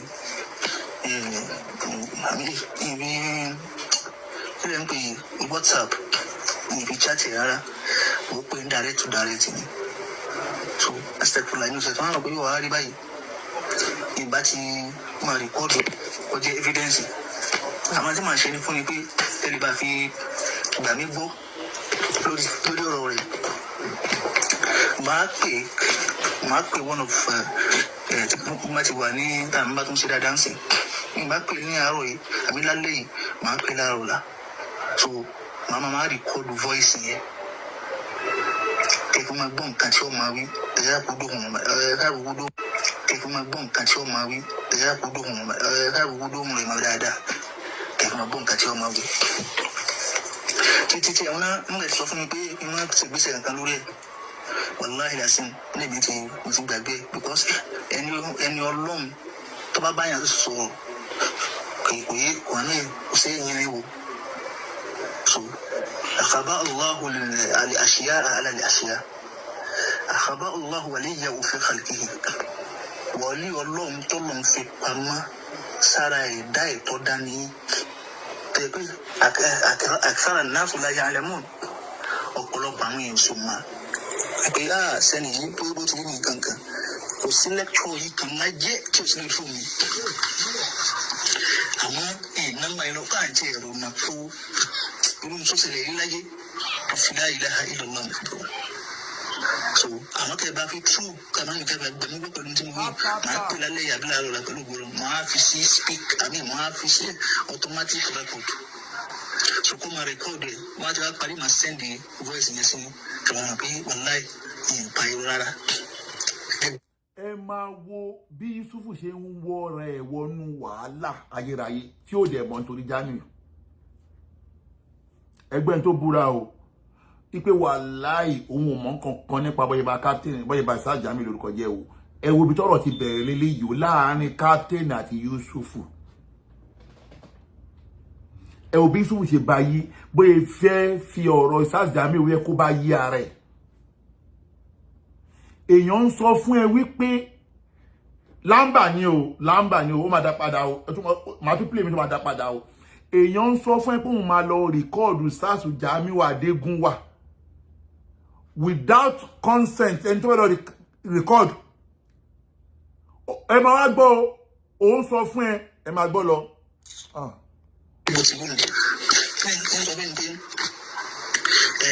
Bọ́dọ̀ bá ti rí báwọn káwọn bá fi bìlífù pé mi ò ní sálọ àbí sálọ tí ẹ̀kọ́ ìwọ̀n bìlífù pé n ti ń ṣe ni pé lóòótọ́ rẹ̀ àwọn lè rẹ́ńdà 20,000 naira sí gbogbo ilé pé kọ́dà àwọn tẹ́sítì ẹ̀ wò àwọn náà wò ó sì páàsì. So inshallah ẹ máa wò rẹ̀ inshallah nǹkan tí màá ṣe ní ẹgbàá wò lóhùn.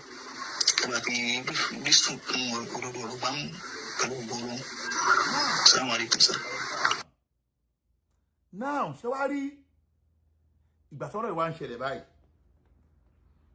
tí Yusuf tí ó ti dance to the throne captain so that Yusuf ò tí rí evidence ó wá bẹ̀rẹ̀ tí ń spread ẹ̀. Wọ́n ń pè yàn kan ní Dr. Nasir ọwọ́ UK. Wọ́n ń pè ẹnìkan ní Razak Akinola ọwọ́ UK. Tẹ́lẹ̀ Razak Akinola yìí àti Dr. Nasir wọ́n dá group kan lẹ̀. Wọ́n pè group yẹn ní Muslim in the Diaspora. Group yẹn wọ́n fi ń generate owó fún Yusuf. But Dr. Nasiru yìí ó jẹ́ ọmọ bàbá Lówóró onísúfì ni. Rasaki Akinola òun tiẹ̀ fans Yusuf ni. But Dr. Nasir àti Rasaki Akinola wọ́n mọra wọn ní UK. Dr. Yusuf wá sọ ọ̀rọ̀ yẹn fún Rasaki Akinola pé àbó gbọ́ nǹkan tí Jamiu ṣe torí pé owó tí Yusuf fún captain inú group yẹn náà ti lọ gba owó yẹn. Ẹ̀rí yẹn náà wà o. Group yẹn ló send owó yẹn sí Yusuf. Ṣé Yusuf dẹ̀ máa sọ ohun tó ń ṣẹlẹ̀ kó tó gbowó lọ́wọ́ àwọn yẹn. But Dr. Nasiru yẹn Ọlọ́run ṣe dára fún doctor yẹn ló wá rò pé ọ̀rọ̀ tó ń ṣẹlẹ̀ yìí ẹ jẹ́ àfúrá o.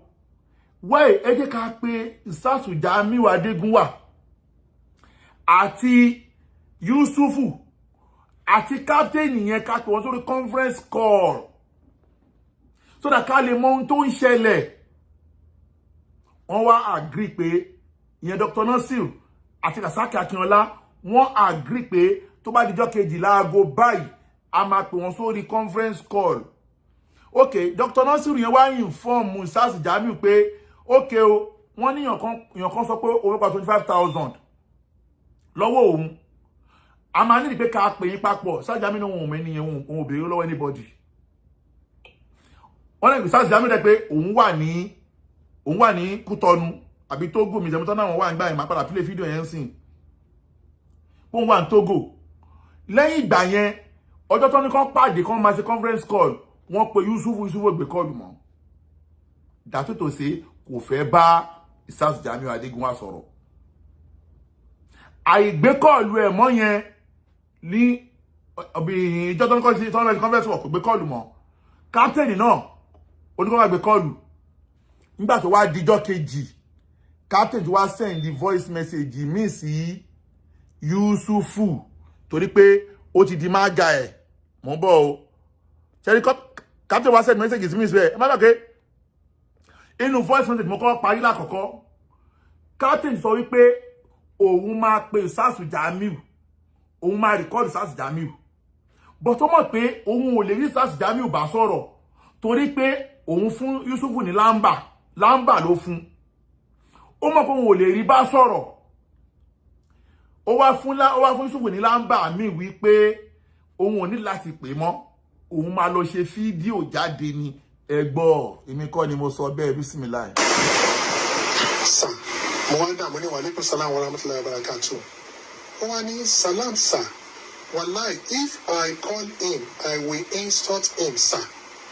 It is better I didn't call him. I will do the video and send to the world where help locate me. Ibi tí ọ̀rọ̀ fídíò tí kọ́kọ́ fẹ́ bẹ̀rẹ̀ nìyẹn o. Between who and who. Yusuf ò ní wá àlùjọ náà pẹ̀lú ọ̀rọ̀ tó sọ yẹn. Ó ní wá àlùjọ náà pẹ̀lú ọ̀rọ̀ tó sọ yẹn. Ibi tí ọ̀rọ̀ fídíò ti bẹ̀rẹ̀ lélẹ́yìí o. Captain kọ́kọ́ sọ fún Yusuf pé òun fẹ́ ṣe fídíò. Lọ́rọ̀ tó wà lẹ́yìn ẹ máa gbọ́ lọ. Captain sọ yìí ẹ rí wípé lójijì ló kàn because ní conversation kankan kò dẹ̀ pè mí. So ó kàn ṣàdédé send message yìí pé wàláì if I call him I will insult him. Tẹ́ ẹ bá rántí wípé mo ti demand wípé mo need evidence lọ́wọ́ ẹ̀ níbi tí Adegunwa ti request fún. Ṣé ń gbọ́? Ó béèrè evidence lọ́wọ́ ẹ̀. Ìyẹn náà máa pe Jamiu. But tó mọ̀ pé òun ò lè rí Jamiu bá sọ̀rọ̀ kò lè rí recording yẹn fún. Yusufu, wà náà béèrè tó bẹ́ẹ̀ o. Ọlọ́run kò ṣe mọ̀ kó ti ṣe pé ẹni tó bá pè wá sórí ọ̀rọ̀ yìí ó máa ṣorí ibú ni. Gbogbo àgbàlagbà tó bá pè wá sórí ọ̀rọ̀ yìí ṣe gbọ́ ẹjẹ́ play fún yín. Case defamation of character ẹ̀sùn rọ́tẹ́ fi kàn wá ó ní Federal Republic of Nigeria versus wàláhì súnmọ́bìláhì lẹ́dílá wà gbogbo ara tẹ́ bá ń dá ọ̀ràn ní ọmọ dá gbogbo ara tẹ́ bá ń dá ọ̀ràn ní ọmọ já sí lélẹ́yìn gbogbo ẹ̀yin bàbá ọlọ́run ọba ò ní bínú sí yín ẹni tó bá pè mí fún reconciliation must have invited the wrath of Allah. The battle line is drawn. Ẹ ṣe mistake. Ẹ ṣe ṣe. Wallahi Asisi. Lílìta kò sí.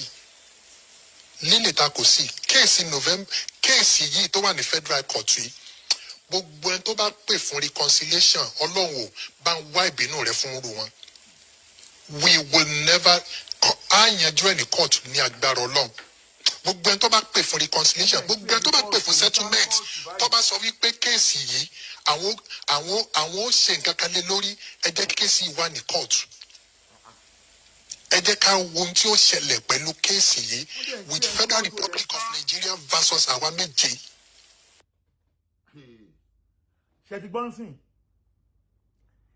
Wọ́n dẹ̀ ń pè ẹ́ ní kóòtù, ó dẹ̀ wá ń sá. Ṣé wọ́n rí pé kóòtù àti máa yanjú ẹ̀? Dẹ̀ máa bọ̀ ní kóòtù. Ó ti ṣépè pé gbogbo ẹni tó bá bá wa dá sọ̀rọ̀ yìí, nǹkan tó máa ṣẹlẹ̀ sí. Anáwa náà ò dúró mọ́ lórí kéèsì ọ̀hún lẹ́yìn. Wàláì tààrà ọjọ́ tó ti ń ṣe kéèsì ẹ̀yìn captain náà. Wàláì mo búra pẹ̀lú àlẹ́ lẹ́yìn mi ò ní kọ́ bọ̀ bẹ́ẹ̀. Mi ò sí nínú gúrùpù tó ń ṣe. Àwọn gúrùpù tó ń ṣe kéèsì mi ò sí ń bẹ̀. Kò dẹ̀ sẹ́nikẹ́ni tó gbéṣẹ́ fún mi pé máa bẹ́ òun sọ̀rọ̀. Àmọ́ nítorí nǹkan tí Yusuf ṣe fún èmi náà fún ara mi. Tó lọ parọ́ mọ́ mi, tó lọ forúkọ mi sínú watch list lẹ́kọ̀ọ́. Láì ṣe kankan, ọ̀rọ̀ yẹn ti di wàhálà sáwọn ọlọ́pàá ẹlọ́rùn náà o. Lórí nǹkan tó ṣe fún mi yẹn, àti ohun tó ṣe fún Yẹ́sì Àlùnákà, níjọ́ tí yẹn ń bọ̀ láti Mọ́kà, tó lọ ààrẹ ẹ̀sẹ̀ tó ń bọ̀ láti ilé Ọlọ́run, wàláì kò tẹ́ máa gba Yusuf lọ́wọ́ mi. Ó ti ṣe pé gbogbo ẹ̀yàn àgbàlagbà tó fẹ́ dá sọ́rọ̀ yìí, gbogbo àgbàlagbà tó bá yan ọjọ́ òun fẹ́ dá sọ́rọ̀ yìí, gbogbo owó tó bá ní ó máa dolóṣì gbẹ̀yìn ayé ẹ̀ ni. Yusuf ló sọ bẹ́ẹ̀, mi kọ́ mo sọ bẹ́ẹ̀, Yusuf ló sọ bẹ́ẹ̀ o. Ó ní ẹni yẹn máa rí ìbínú Ọlọ́run. Gbogbo ẹni tó bá dẹ̀ ń kún ọ lọ́wọ́ lórí irọ́ yìí, tó ṣe ń kún ọ lọ́wọ́ pẹ̀lú nǹkan tí mò ń sọ yìí, pẹ̀lú òdodo yìí, òun tó máa rí ìbínú Ọlọ́run, òun tó máa rí ìbínú, ó máa dolóṣì gbẹ̀yìn ayé ẹ̀ ni. Àdàbí tá bá wà lórí ẹbí lókù. Ẹ máa wá gbọ́n tó ń ṣẹlẹ̀ mí báyìí lọ. Sir, mo wá dààmú ní wàlíkù sálám. Mo wá dààmú ní wàlíkù sálám wa rahmatullahi wa barakatuh. Ó wá ní salam sir. Wallahi, if I call him, I will insult him, sir. It is better I didn't call him. I will do the video and send to the world where help locate me. Ẹ wo ọ̀rọ̀ tí captain sọ yìí. Ẹ rí wípé lójijì ló kàn because ní conversation kankan kò dẹ̀ pè mí. So, ó kàn ṣàdédé send message yìí pé wallahi, if I call him, I will insult him. Tẹ́ ẹ bá rántí wípé mo ti demand wípé mo need evidence lọ́wọ́ ẹ̀. Níbi tí Adegunwa ti request fún owó kò tí ì fún mi. Ó wá ń try láti justify, ó fẹ́ kí n wà convince pé lóòótọ́ ní ìṣẹ̀lẹ̀ yẹn ṣẹlẹ̀. N ló ṣe wá send message wípé tí n bá pè é, tóró ti lóun fi sí automatic recording tẹ́ ẹ bá gbọ́. Ó fẹ́ kí n wà convinced. Tẹ́ ẹ ti rí agbárí tí captain lò, criminal for that matter. Ó wá ní wallahi, if I call him, I will insult him. Ó fẹ́ kí n mọ̀ pé òun ní pè. It's better I don't call him, but I will do the video. I will do video and send to the world. Ó lò máa ṣe video tó wá send ẹ̀ sí gbogbo ayé. Ẹ bá mi scroll up. Now, ó lò máa ṣe video tó máa send ẹ̀ sí ayé. Ẹ máa wo ìgbà tó sọ̀rọ̀ yẹn pé wallahi, if I call him, I will insult him. Kí ni mo fi respond? Smiling. Wọ́n wá tún send message tó wá ní shake. You don't. Dákẹ́. Padà síbẹ̀ yẹn bó ló ń lọ. Ẹgbọ́n tó sọ ń bẹ̀ yẹn olóye. Èèyàn náà máa lọ ṣe fídíò. Òun máa expose Jamiu sáyé. Ó fẹ́ lọ parọ́ mọ́ Jamiu. Kí ló fi respond? Smiling. What's meaning of smiling? Go ahead. What's meaning of smiling? Why you don't caution him pé no? Ọ̀rọ̀ tí débi tí mò ń lọ ẹ tún bẹ̀ yẹn gbọ́. Ẹ tún gbọ́. Ẹ máa gbọ́. Ẹ máa jẹ́ kí n tún bẹ̀ yẹn sẹ́yìn díẹ̀. Hate this man, sir. Gbogbo ayé, ẹ bá mi scroll up. Now, ó lò máa ṣe video tó máa send ẹ̀ sí ayé. Ẹ máa wo ìgbà tó sọ̀rọ̀ yẹn pé wallahi, if I call him, I will insult him. Kí ni mo fi respond? Smiling. Wọ́n wá tún send message tó wá ní shake. You don't know how much I hate this man, sir. ṣé ti rí ibi tí wàhálà ti ń bọ̀ gangan leléyìí o ní Yusuf tó pé òun ò mọ̀ nípa bí captain ṣe bà Ustaz lórúkọ jẹ́ ẹ ti rí shouting on méjì bó ṣe ń lọ o ibi tí wọ́n ti initiate ọ̀rọ̀ fídíò nìyẹn o captain ló mú idea fídíò wá between captain and Malam Yusuf syndicate ní ẹjọ́ wà nínú case yẹn ni nígbà tó wá di following day on the 11th kí ló padà wá ṣẹlẹ̀ ẹ wá gbọ́n tí Yusuf wá padà wá ṣe ẹ máa gbọ́ bismillah ẹ máa wá gbọ́ o ibi tí wàhálà ti wá dé gangan leléyìí àṣẹ ń débi tá à ń lọ leléyìí o nígbà tó di on the 11th nígbà tó di on the 11th Ustaz Jamiu wá gbé ṣe mọ̀ pé ẹ máa gbọ́ o mo ń bọ̀ nígbà tó di on the 11th kí ni ẹ bend ń bọ̀ professional gbọ́dọ̀ straight ẹ̀ dáadáa kí ló ń ṣe kí n tó wáyé báyìí nígbà tó wá di on the 11th Ustaz Jamiu wá ń ṣe program kan ibi tí wàhálà ti wá bẹ̀rẹ̀ gangan lélẹ̀ ṣé mo pé captain tí mo sọjọ́ fún fẹ́ ṣe fídíò bọ̀ kò tí ì ṣe fídíò nígbà tó wá di on the 11th of September 2021 Ustaz Jamiu wá ṣe fídíò kan wọ́n gbé woman kan wọ́n gbé woman ní friend sticker bí mi nǹkan tí woman yẹn dáadáa bí a friend sticker bí a friend sticker ó máa dárúkọ ẹ̀ sìn woman yẹn jẹ́ lára àwọn tó gba ìsìláàmù lọ́wọ́ Yusuf tó bá yé ihun tó bá yé ọ̀rẹ́ wa jẹ́ eléyìí o ihun tó bá yé ẹ̀jẹ̀ eléyìí o ẹni yẹn gba ìsìláàmù lọ́wọ́ Yusuf ó wá ní problem ṣé mo kò yẹ tó lè ní problem bí ẹ̀gbọ́n tèmi náà ṣe ní ìdòwò ńsìn tó lọ bá ọ̀rẹ́ mi náà lè gbowó fún ó lè ràn lọ́wọ́ nítorí Ọlọ́run kó má ìfẹ́ torí tèmi anybody lè ràn anybody lọ́wọ́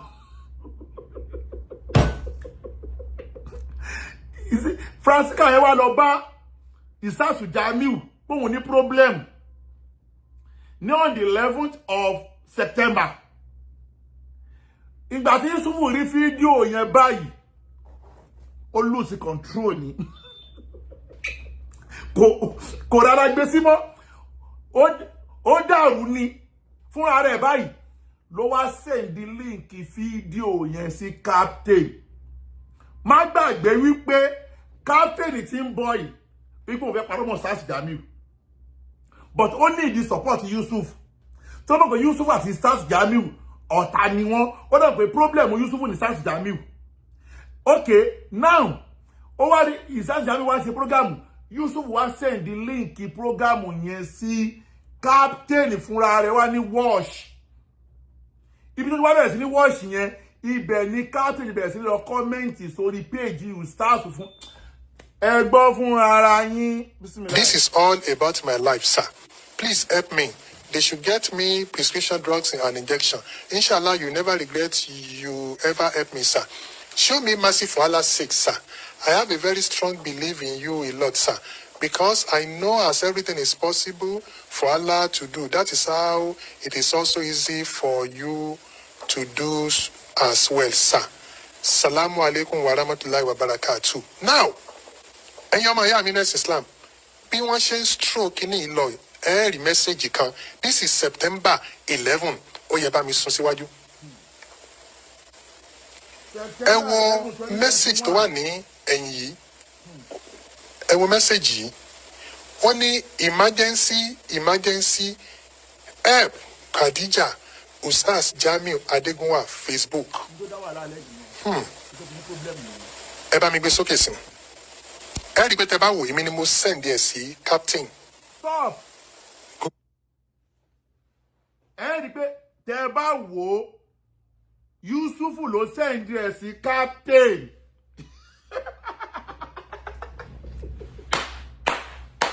Interesting. Ó ṣe bẹ̀rẹ̀ báyìí. You will explain tired. Má gbàgbé wípé irú case tó torí ẹ̀ gbé Monsura lọ sí ilé ẹjọ́ lélẹ́yìí.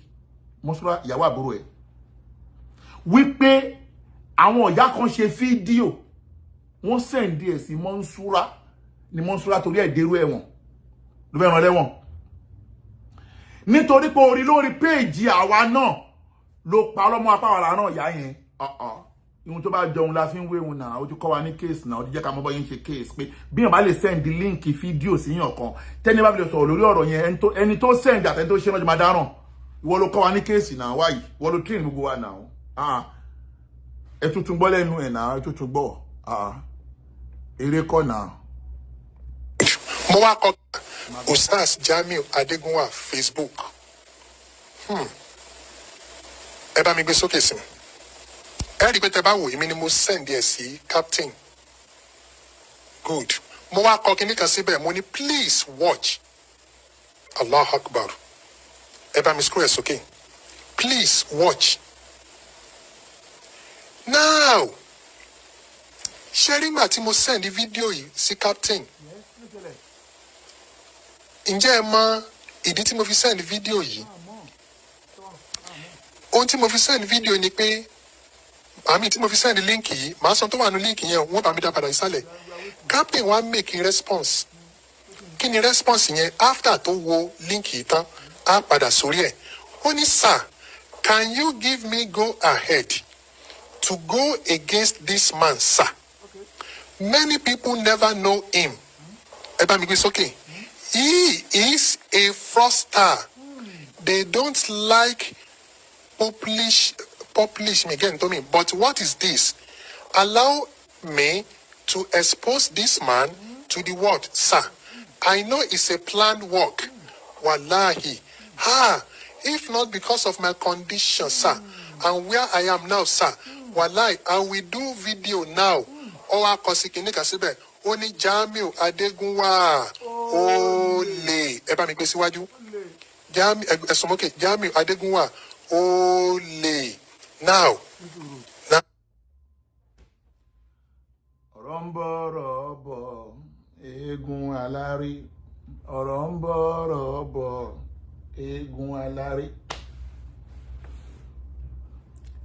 ṣe ti rí bí Yusuf ṣe fún ara ẹ̀ bó ṣe fi ìlara bó ṣe lọ kó sí trap captain tẹ́lẹ̀ gbogbo tó wà lẹ́yìn captain ló dá gbogbo ẹ̀ lẹ́ o but Yusuf fi ìlara ọ̀tẹ̀ tó ní sí Jamiu ìgbéraga àwọn tó ní kó àwọn ṣe conference call tó lò gbéra pé wọn lè bá Jamiu ṣe conference call ẹ ò bí yẹ kó rẹ̀ sí problem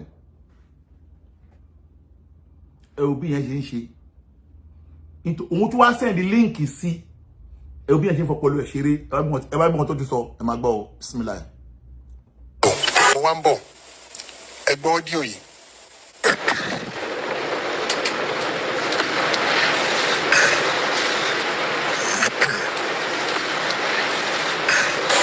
Assalamu alaikum.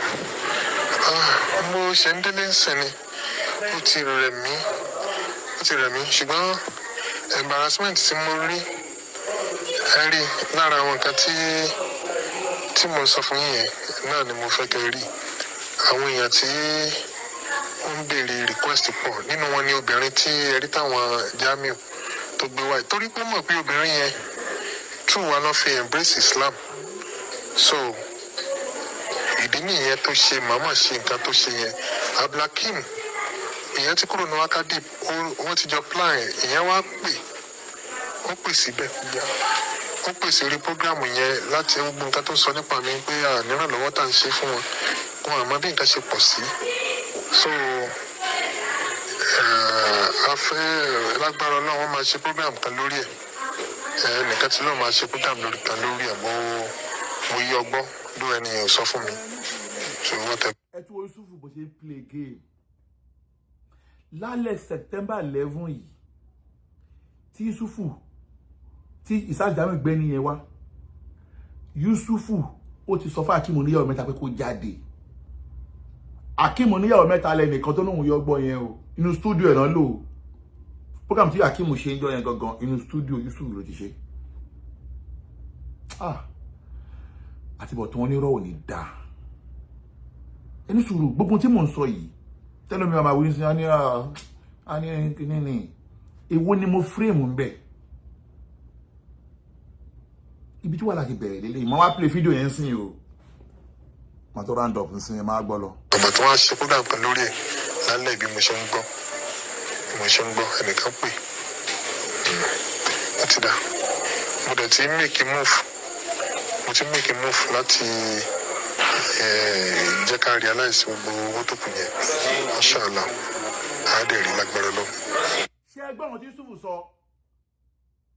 ó ti kọ́ fún yẹn ní 100,000 ó tún wá ń sọ fún pé owó tó kù àwọn tó máa fún owó tó kù tó pé ó ti rí pé máṣíìnì ní kápítẹ́nì lójú tiẹ̀ gbogbo àsìkò kò tó mọ̀ kí kápítẹ́nì ń gbá wọn ní o ó padà mọ̀ kí kápítẹ́nì gbá wọn tí kápítẹ́nì padà lọ ṣẹ̀ wọ́n torí owó tó gbà lọ́wọ́ wọn o kápítẹ́nì sí àṣírí ẹ̀ wá tún pé bàṣásì Jamiu lórúkọ jẹ́ wọ́n kápítẹ́nì ò ní ṣẹ́ wọn nítorí mọ̀ ẹ̀wọ̀n kápítẹ́nì yẹn kò sí ẹjọ́ máa ṣe ni kápítẹ́nì dá commit pólú in jìbìtì but ìwọ àti kápítẹ́nì àtàwọn tó kù ẹjọ́ commit pẹ̀lú parọ́mọ̀ Ustaz Jamiu ni ó ṣe bí eré ni ẹ máa gbọ́ lọ ẹ ṣeun ìgbà sùúrù ni tán ẹ jọ. ṣé rí pé gbogbo tí kápítẹ́nì náà fẹ́ ṣe kò ní kó má ṣe ó fún ní indirect go and egg tó máa lọ ṣe lọ ẹ máa gbọ́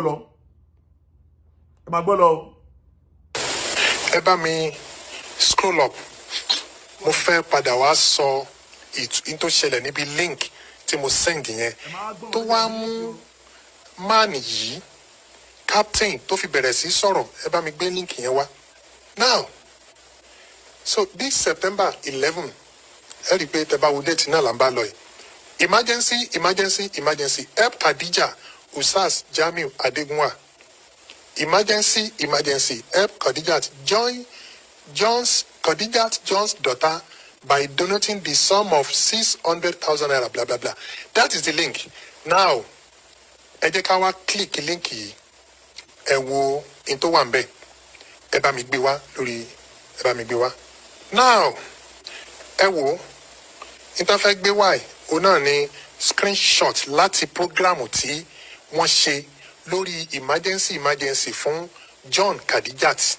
Ẹ bá mi scroll wọ́n kọ help us ẹ máa gbé lọ description ẹ lè yọ picture mi kúrò ńbẹ̀ description.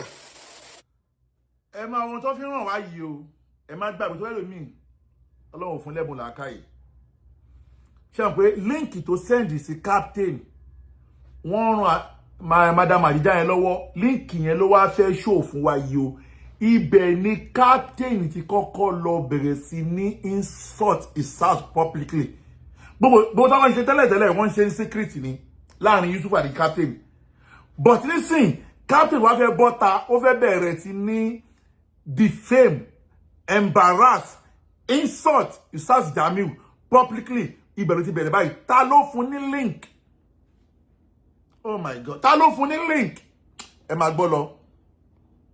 Now, emergency help Khadija John's daughter by donating the sum of 600,000 naira. Only link tí mo gbé wá yẹn Ustaz Jamiu Adegunwa. Now, scroll lọ sókè. Likes 22 likes, 628 views. Which date? September 11, 2021. Torí wípé this September 11, 2021 this September 11, 2021 yìí ó ní wọ́n ṣe program fún Khadijat Francisca, one of Acadip Rivers. Tẹ́ bá rántí madam yẹn tó pè mí tí mo fún ní Kalimatu Shahada.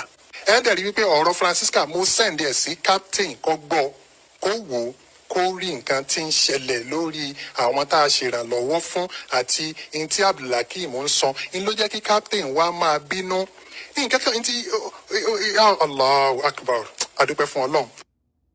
wọ́n bọ̀ náà ṣe ti rí pé ibi tí wàhálà ti bẹ̀rẹ̀ gangan láṣẹ ìwádé yìí o Yusuf ló sẹ́ǹdì líǹkì sí kápítẹ́nì kápítẹ́nì ti ń bínú báyìí kápítẹ́nì bẹ̀rẹ̀ sí ní bínú inú ti ń bí ó fẹ́ ṣe fídíò inú ti ń bí lórí wípé Ustaz Jamiu ń gbowó fún Adijat tí Yusuf sẹ́ǹdì sí ẹ̀dẹ̀ má gbàgbé inú nǹkan tí kápítẹ́nì sẹ́ǹdì sí Yusuf pé gbogbo ohun tó ń Ustaz Jamiu ń ṣe yẹn géèmù ni pé wọ́n jọ pláàni ni ó sọ fún Yusuf dẹ̀ kò deny pé wọ́n pláàni o ẹ wá gbọ́n tí kápítẹ́nì wá ṣe lélẹ́yìí after this video màá gbé fídíò kápítẹ́nì wa máa gba call kí n tó máa wá lọ torí mo ń ṣe kò mọ lẹ́ni ẹ máa wá gbọ́ lọ o.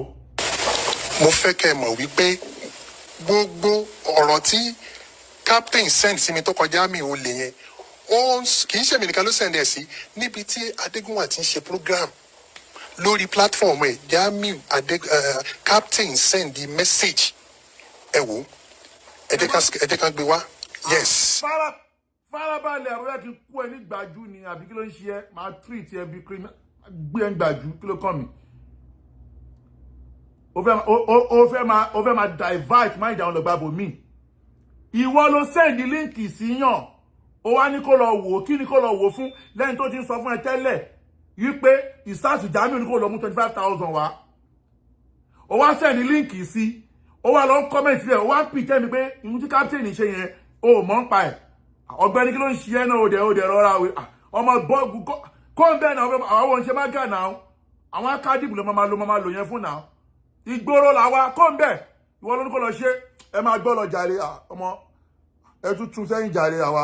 yes this one ẹ máa wo mo fẹ́ kẹ́ ẹ mọ̀ wípé gbogbo ọ̀rọ̀ tí captain send sí mi tó kọjá mi ò lè yẹn kì í ṣe mi nìkan ló send ẹ̀ sí níbi tí Adegunwa ti ń ṣe program lórí platform ẹ̀ Jamiu captain send the message ẹ wò ẹ jẹ́ ká gbé wá yes this one ẹ máa wo bó ti ń ṣe program yẹn lọ báyìí bó ti ń ṣe lọ captain then comment síbẹ̀ ẹ ò ní Adegunwa ní ṣe program níbi program Adegunwa ní ẹ wá wo comment ẹ máa bá mi gbé lọ sókè Tani Anabi Muhammad ní program ẹ rí wọn kọ tẹ bá wò Tajudeen Pàkóyọ Láwálé omi amin inshallah Lukman Mashood Seko ní is it for medical or what ọya ẹ máa gbé lọ now ẹ wo bí tí wọ́n fi red arrow point yìí Sheikh Captain Muhammad Albarika ni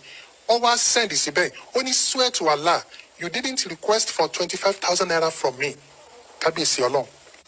dákẹ́ ṣe ti gbọ́ ìwọ̀n tí Yusufu àti captain jọ ń sọ lẹ́yìn tí captain ní sọ fún Yusufu tí Yusufu náà acknowledge ẹ̀ pé lóòótọ́ ni tó ti gbà ìyẹn ló bí sábàbí wípé Madam Francisca tó ń gbowó fún yẹn o captain gba líǹkì yẹn kó wo irú ohun tó ṣe fún ẹ ló ń ṣe lọ́wọ́lọ́wọ́ yìí ló fà á tí captain fi kọ́ sílẹ̀ pé tẹ́ bá lè allow mi kí n lọ ṣe fídíò because I know that is a plan. Captain wá padà ó wá líǹkì tó send sí through líǹkì tó send sí ni captain fi comment kìíní sórí page Sasu Yusufu. Ṣé o mọ̀ pé wọ́n ló rán níṣẹ́ yìí ni ó lè wá ṣépè pé òní wà lìjọ náà mo má bá kò tẹ̀lé wà lìjọ náà tẹ̀lé ìnàjà ẹ máa gbọ́ lọ. nǹkan ọ̀ya ẹ máa gbé lọ now ẹ wo bí tí wọ́n fi red arrow point yìí Sheikh Captain Muhammad Albarika ni ó wá send síbẹ̀ ó ní swear to Allah you didn't request for 25,000 naira from me kábíyèsí Ọlọ́run ẹ wo nǹkan òun ló send the message yìí nínú sí abẹ́ ẹni tí Adegunwa ń pè ní innocent ni òun ló send the message now ẹ wá wo ohun tó tún wá post ẹ wá wo àwọn kan tó tún wá ń post jáde ẹ tún bá mi show eléyìí náà ẹ tún bá mi show ẹ kódà ó ní agbára lórí wọ́ọ̀lù Adegunwa ẹ wo tí captain tún gbé jáde Sheikh Captain Muhammad Albarika Jamiu Adegunwa olè Jamiu Adegunwa you are not qualified to be an afa wallahi olórí burúkú ní I have almost of your secret I will expose you to the world ọ̀dẹ̀ olódo tó ń pe ara ẹ̀ ní dáhì captain ló ń sọ yẹn o òun ló ń post Sheikh ìbí ló tún send ní Sheikh Captain Muhammad Albarika you will never have rest of mind in your life captain ló send yẹn captain ló send ẹ̀ Adegunwa sì rí torí pé Lukman ṣe kó o ní tó jẹ́ ọmọ lẹ́yìn Adegunwa padà confam nínú program Adegunwa wípé òun lòun kọ́kọ́ discover captain tí ń bu yín ní tó ń give comment we have the audio tó sọ gbogbo ayé sì gbọ́ ẹ̀yin ọmọ ìyá mi nurse Islam. now ẹ jẹ́ sáré wá wálé tó fẹ́ gba kọ́ọ̀lù díẹ̀ now ṣe ti rí pé Yusuf ti establish blackmailing òun ló establish blackmailing láàrin captain àti Ustaz Jamiu òun ló send the link yẹn.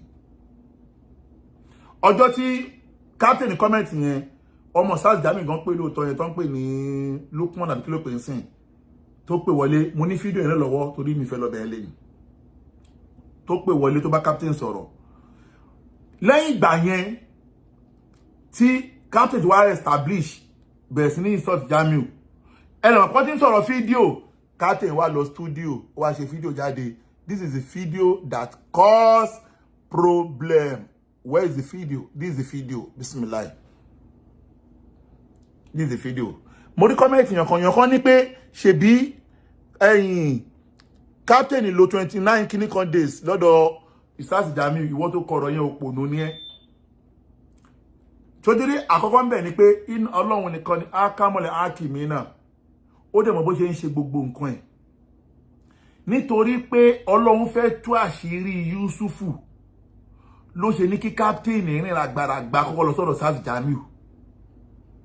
Because if not so, gbogbo secret táwa ní lọ́wọ́ ya ní lọ́wọ́ tó Yusufu ò ní sọ jáde. Àmọ́ nígbà tí Yusufu ti mọ̀ pé wà lọ́dọ̀ Ustaz Jamiu, ẹ̀rù tí ń bà nítorí gbogbo tó wà lọ́wọ́ captain, gbogbo tó wà lọ́wọ́ Yusufu wà lọ́wọ́ captain náà. Captain ló lọ expose Yusuf fẹ́ pa kéèyàn ó fẹ́ pa náà kéèyàn náà ń perú ẹ̀ pa náà kéèyàn náà ń perú ẹ̀ ìwọ ọjà ọmọ bọ́tà níwọ ó gbé street rí ó fẹ́ pa náà kéèyàn mọ́ Ustaz Jamiu lọ́wọ́ ni tòun ti bẹ́ẹ̀ náà Yusuf tó padà lo threatening word jẹ́sàgbé yẹn wá Yusuf padà lo threatening word láti gba captain padà. This is the threatening word tí Yusuf padà lò fún captain nígbà tó ti mọ̀ pé wàhálà máa ṣẹlẹ̀ ó padà lo threatening word láti pé kí captain lè máa bọ̀ lọ́dọ̀ wọn. Ó ní captain ní àwọn cases ńlẹ̀ ó lo lágbé captain padà wá ó dẹ̀ post nígbà tó di page yẹn náà ẹ máa gbọ́ ní tó post yẹn lélẹ́yìí ẹ máa gbọ́ tó post yẹn o so ní tó post lélẹ́yìí òun lélẹ́yìí ṣóyé ẹ máa gbọ́ tó post yẹn o tó ń sọ pé ṣé ó mọ̀ kó sì ní 3 pending criminal case case yẹn threatening word tó wá fi mú captain wálé lélẹ́yìí ẹ máa gbọ́. I will advise you look for 3.8 million naira kó o fi set gbogbo àwọn tó jẹ lówó kó wá gbàgbé tí ń jẹ́ Jamiu Adegunwa mọ́ta sáwa náà àwò tí ẹ̀ bá ọ ṣe pọ̀ tẹ́lẹ̀. Ariwo tó ń pa we can also assist you tó bá jẹ́ pé lóòótọ́ ló bá yí padà mọ́ rò pé tiẹ̀ ti bàjẹ́. Ẹ gbọ́ lámbà tó fún gbogbo àti captain wà lọ́dọ̀ àwọn Ustaz Jamiu lélẹ́yìí o ó wá lo lámbà Yusufu ọmọ ẹ gbàgbé bọ̀bọ̀ yìí na confirm don machine ní Yusufu ọmọ gbàgbé bọ̀bọ̀ yìí ní ìwọ̀lọ̀ tó bẹ́rí fún ẹ̀ tó bá lọ bẹ́rí fún ẹ̀ sí ọmọ agébẹ̀ yẹn bàbá don ní Yusufu ọmọ gbàgbé bàbá don gbọ́dọ̀ tó sọ fún captain ó mú ó dé ó ń kàǹfàṣì ẹ̀ pé kàǹfàṣì ẹ̀ ó dẹ̀ ń dé ó ń kàǹfàṣì ó dẹ̀ ń dé pé ó ní tó bá pé lóòótọ́ ló ti yí padà because captain sọ́gbà ẹ̀wọ̀n ti yí padà òun ò ló jìbìtì mọ́ ó tó bá pé lóòótọ́ ló ti yí padà we are ready to help you ó wá ń lo gbàbí má gbàbẹ̀ ó ní má wà sọ́dọ̀ wa má lọ sọ́dọ̀ Jamiu máa ba ayé ẹja wa ò ní ìdí ẹgbọ́ gbàbí má gbàbẹ̀ tó ń lò ó padà accommodate use captain ìdìsín yìí o tó ràn ní múra tó ra mọ́tò fún o ó ràn ní múra o ó ra mọ́tò fún o the criminal ó lọ gbá ọmọ Yusufu gbogbo ẹni tó tẹ̀lé Yusufu ẹ ti dáràn ẹ lè wà lìjọ náà jọ́lẹ̀ tí mo fi respect Yusufu ó ní ọpọlọ bí wọ́n ṣe ń convince àwọn Christian bó tó lè lọ́pọlọ ẹ fáwa ìgboro làwa wo bí èmi kàn múra bí àfáà ni o tó yẹ jẹ́ kí n fi kíní kan rẹ̀ èmi kàn múra bí àfáà ni o confam ìgboro gidi ìgboro gan ìgboro concrete oh my God kan lọmọ nísòro ẹ gbọ́ bẹ́ẹ̀ ẹ máa gbọ́ ẹ máa ti gbọ́. mọ́rùpá yìí ẹ ti bàjẹ́ tán mọ́rùpá Adegunwa ni ó ṣoore fún ẹ. I will advise you look for 3.8 million naira kó o fi set gbogbo àwọn tó jẹ lówó kó wá gbàgbé tí ń jẹ́ Jamiu Adegunwa mọ́ta sáwa náà àwò tí ẹ̀ bá ọ ṣe pọ̀ tẹ́lẹ̀. Ariwo tó ń pa we can also assist you tó bá jẹ́ pé lóòótọ́ ló bá yí padà. We can also assist you because ó mọ̀ captain need owó like owó and ó mọ̀ pé Basalo ja òun àti Ustaz Jamiu ó máa kówó lé captain ju Ustaz Jamiu lọ mélòó lára Ustaz Jamiu ó wá ń kó díẹ̀ bóyá ń kó díẹ̀ ó ń dé so that ní captain fi sá kúrò ńbẹ̀ ní captain sá kúrò ńbẹ̀ captain padà sọ̀rọ̀ kan náà màá gbé fídíò wá pé ìgbà tó ń tún sá kúrò ńbẹ̀ tóun bá Ustaz Jamiu chat òun àti Yusuf làwọn jọ mọ̀ ń pa ẹ̀ ẹ máa gbọ́ lọ ọmọ. mo rò pé tí ẹ ti bàjẹ́ mo rò pé ayé ẹ ti bàjẹ́ tán mo rò pé Adegunwa ni ó ṣoore fún ẹ Adegunwa ò ní oore kankan tó fẹ́ ṣe fún ẹ Adegunwa fẹ́ fi ẹ́ play game fún wa ni. And that is the problem. That is their problem. That is your problem.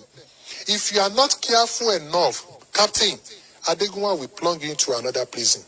Ṣorí gbogbo ohun tí Adegunwa ti fẹ́ lù ẹ́ fún nígbà àkọ́kọ́ tó kọ́kọ́ dé prison ní sọ pé ká lọ release ẹ o ká lọ release ẹ o ó fẹ́ fi ẹ́ play politics ni trick ni game ni but o suspect o mọ̀ wàláhì o mọ̀ ó jáde lẹ́wọ̀n tán náà o mọ̀ gbogbo bí ṣe wá ń bẹ ní prison o mọ̀ bí ṣe lọ ń gbóúnjẹ fún màmá lọ́sọ̀ọ̀sẹ̀ o mọ̀ géèmù ló ń play Captain wá gbọ́ ìdí nìyẹn Adegunwa ti realize fact lórí ọ̀rọ̀ Captain ti jẹ́wọ́ fún un ṣùgbọ́n kò lè padà sẹ́yìn mọ́ àkọ́kọ́ kò gbọ́dọ̀ disappoint àwọn tí ń dáwó fún the disgruntled elements ẹlẹ́ẹ̀kejì ó dẹ̀ wò wípé cases tó wà níwájú òun yìí ó náà ṣàgbọ́dọ̀ ní nǹkan kan náà tó wọ́n fi wá àwọn aláàbí lọ kóòtù kò lè padà sẹ́yìn mọ́ ìwọ̀n ń dára ara wa ń já sí ọ̀ràn ara wa ń já sí ọ̀ràn ara wa ń já sí ọ̀ràn kábíyèsí ọlọ́run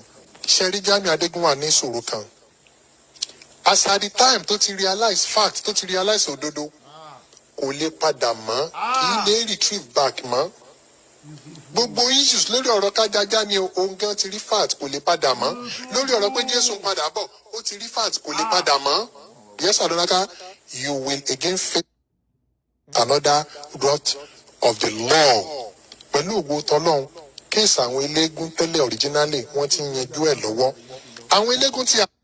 ẹ wo bí Yusufu ṣe bóyá ìfọpọlọ mú captain kó lọ́dọ̀ àwọn Ustaz Jamiu wọn bí aláya captain dá ó gbọ́ fídíò yìí lásán báyìí ó mẹ́sẹ̀jì Akeem oníyàwó mẹ́ta ni number one ó kọ́ threatening ẹ̀ pẹ̀lú pending ẹ̀gbọ́ ó kọ́ threat ẹ̀ pẹ̀lú ẹ̀gbọ́ ó ní Captain Alubarika if you are not careful Adegunwa will send you back to prison already you have 3 pending criminal case in the court Yusuf Adepoju now see Captain wa kó lọ́dọ̀ Ustaz Jamiu where is 3 pending criminal case ibo le yan wà báyìí where is the pending criminal case ìwọ tó béèrè pé Jamiu lọ sọ́dọ̀ Captain lọ sọ́dọ̀ Jamiu ni o mo gbé mi yà síbẹ̀ mi kò fẹ́ yà síbẹ̀ yẹn where is the pending ọpọlọ ni gbogbo ẹ̀ ọpọlọ idán bàbá dán àwa gan náà pè ní idán bàbá dán ẹ wá wo fídíò tí Captain wá ṣe tó fi Basas lórúkọ jẹ́ kí fi round up kí wọ́n gba call ẹ wá wo fídíò yìí ẹ má gbàgbé ohun tí mò ń bá bọ̀ o Captain tí ń bá Yusuf chat lórí fídíò yìí ipò òun fẹ́ lọ ṣe fídíò láti expose Ustaz Jamiu which is Yusufu ó ti wà where kí fídíò yìí kí Captain tó wọ studio rárá Yusufu wà where tẹ́ gbogbo eléyìí oníyàwó mẹ́ta kọ́nà bá mi ṣàánú Akeem ni o ọmọ orogun ni o wọ́n kàn fi yẹn roka ni o Akeem sọ̀rọ̀ kan fún mi ẹ má yẹ kí n sọ aláì torí bọ̀bọ̀ yẹn gbà tó stage kan ojú ẹ̀ là òkè jẹ́ kí ẹ̀kan yìí tiẹ̀ ó ní gbàtàjọ́ ń sọ̀rọ̀ ó ní ọ̀kan lọ́mọ ó ní ẹ wo bí ẹ̀yin náà mọ̀ kí mi mọ̀ ń pọ̀ ọ̀rọ̀ yìí mo ní bẹ́ẹ̀ ni mo ní mo mọ̀ ń pa ẹ̀ wọ́n fi ẹ́ pass road ni ó ní o mọ̀ ń pa ẹ̀ mo ní lóòótọ́ ni o mọ̀ ń pa ẹ̀ ó ní ṣùgbọ́n ohun tó ń fi ń fura ní pé kíní ti kó lẹ́sìn Captain tí ó lu jìbìtì Captain tí ó ṣe aburú yẹn kí ló dé táwọn náà lè filẹ̀ kó lọ jìyà Jamiu náà Captain wá di ẹni tí wọ́n wá rún lọ múra wọ́n ra mọ́tò fún tó já sí pé lórí wàhálà yìí wallahi taala mi fi Akeem jẹ mi dá wà lálẹ́ o bóyá sọ ni tó pé lórí wàhálà yìí ni mọ́tò òun tán sí òun ò dẹ̀ gba mọ́tò mi lọ́wọ́ ẹnikẹ́ni tí captain òun tóun ṣe wàhálà pé lórí wàhálà yìí gangan ni mọ́tò òun bàjẹ́ lé lórí wallahi taala ọ̀rọ̀ tákìn bá rí pé mo parọ́ mọ́ òun màá gbé voice wá jáde ó jẹ́ pé lórí wàhálà yìí ni mọ́tò òun tán lé lórí tí captain wọ́n wá ra mọ́tò fún captain tẹ́gbọ́n ọjọ́ tóun máa kúrò ní ibi tóun gbé lẹ́kọ̀ọ́ ọ̀sán kan òru kan lòun fi sá kúrò níbẹ̀ lòun fi di èrò Òṣogbo kódà òun ò kó ẹrù òun tán nínú ilé yẹn èsì òun ó ní èsì òun tà mọ́nu ilé yẹn ni òun mú èsì òun kó ń bẹ̀ báwo mo mọ̀ pé èsì Akeem kú ń bẹ̀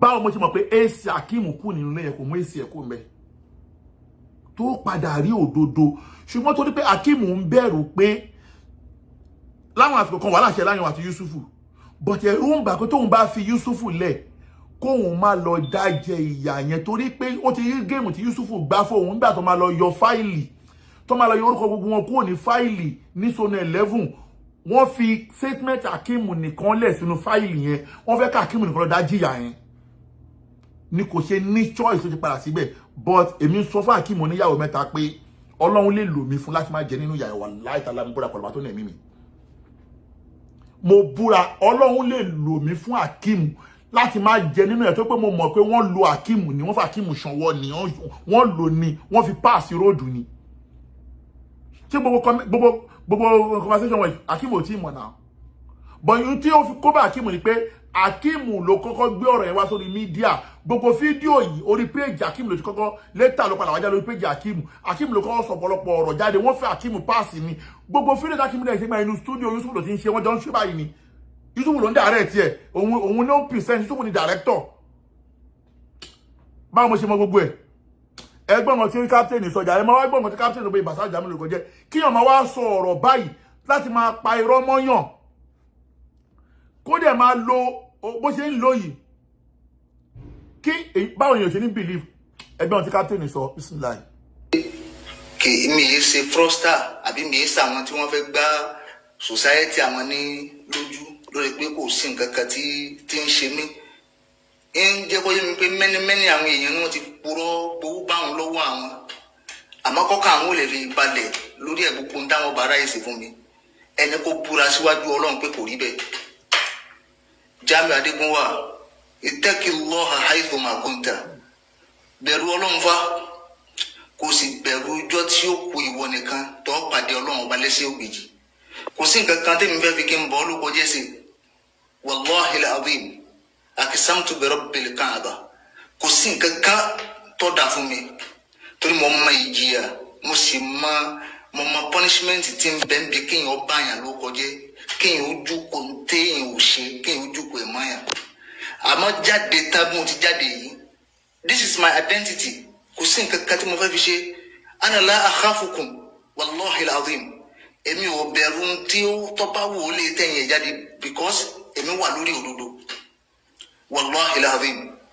Jamiu Adegunwa akadipu tẹ́ wá ń bà ló kọjẹ́ yìí lẹ́yìn ìgbà tí mo pè ọ́ tán Ustaz Yusufu àbí tí mo Adepoju òun lèmi padà wá pé bí n tí ń bọ̀ sọ̀rọ̀ yìí mi ì tí kú omi tí mo wà wallahi al-azim mo ní kọ́ kanú àwọn ọmọ ìyàwó gbé mi jáde wá sí skul kan torí patient torí àwọn tí wọ́n ń bẹ ní àràǹdì mi kí n má bàa máa fariwo disturb wọn ló jẹ́ kí n wá sí bí kí n lè bá àrọ́rọ̀ sọ pé tí ń ká mi láàtó àwọn tẹ́yìn wá ń sọ pé wọn ò ní láárí wọn ò wúlò wọn ò jẹ́yàn yìí àwọn ni wọ́n rescue life tèmi àwọn ni wọ́n rescue life tèmi wallahi lazim bẹ́yàn ṣe kíw tó pẹ̀lú condition bí mo ní fọnáfọnṣu lójú ẹsẹ̀ ni wọ́n sáré ráìsì owó fún mi pé kọ́tẹ̀ kọ́kọ́ fi bẹ̀rẹ̀ ẹsẹ̀ lórí ọ̀rọ̀ mi wọn ò gbé sí social media wọ́n ṣe several wọ́n ṣe nítorí tọ́lọ́hún wọn ò gbé sí social media wọn ò expose ẹ̀ fún gbogbo ọmọ aráyé eléyìí tí n sì ń ṣe yìí wàláhì Ustaz Adepoju ọ̀ràn ń bẹ mo sì mọ̀ pé inú rí òní dùn kórí tí mo ṣe yìí látara wípé bí yọba ṣe òre kí n ṣe nítorí tọ́lọ́hún Jamiu Adegunwa bẹ̀rù Ọlọ́run ó sì bẹ̀rùjọ́ tó kù wọn nìkan pẹ̀lú Ọlọ́run bẹ̀rùjọ́ tó ṣe pé èmi àti ẹ ìbọ̀ dó báyìí wájú Ọlọ́run èmi yìí sì máa jẹ́rìí ó dá mi lóṣùwájú Ọlọ́run pé ó ṣeéṣe kó búra pé kò rí bẹ́ẹ̀ o ó ṣeéṣe kó búra pé kò rí bẹ́ẹ̀ àmọ́ jáde tán bí mo ti wí yìí èmi ò ní nǹkan kan tí mo fẹ́ hide èmi ò sì gbọ́dọ̀ torí ní tí jẹ́ kí n fi ba tí jẹ́ kí n wájú Ọlọ́run wallahi alazim look at me very well bọ́ba fẹ́ jìtá lọ́dọ̀ Ọlọ́run lókun torí mo gbọ́ pé wọ́n sọ pé ńgbà náà ni pé wọ́n ń bẹ ní Kútọ́nù ńgbà náà ó sì ń Kútọ́nù bẹ̀rù Ọlọ́run Jamiu Adegunwa. ẹ gbọ́ nǹkan tí captain sọ bẹ́ẹ̀ ọjọ́ tí wọ́n ní kí Jamiu Ustaz Jamiu àti Yusuf ṣe conference call tí Dr. Nasir wá pé Ustaz Jamiu tí Ustaz Jamiu pé àwọn wà ní Kútọ́nù ọjọ́ ẹni captain ṣe fídíò yìí so that because Dr. Nasir wọ́n sọ fún Razak Akínọlá pé wọ́n ti pè Ustaz Jamiu Ustaz Jamiu sọ pé àwọn wà ní Kútọ́nù so that Akínọlá ló sọ fún Yusuf ló sọ fún captain dàtú tó ṣe ní captain fi lọ ṣe fídíò ìbáwọn captain jìmọ̀ pé wà ní Kútọ́nù dàtú tó ṣe Yusuf mọ̀ ó wá parí fídíò yìí nìyẹn ẹ jẹ́ n gbọ́ fídíò yẹn délẹ̀ ẹ jẹ́ gbọ́ délẹ̀ ẹ jẹ́ kí n tún sún mẹ́yìn dẹ̀.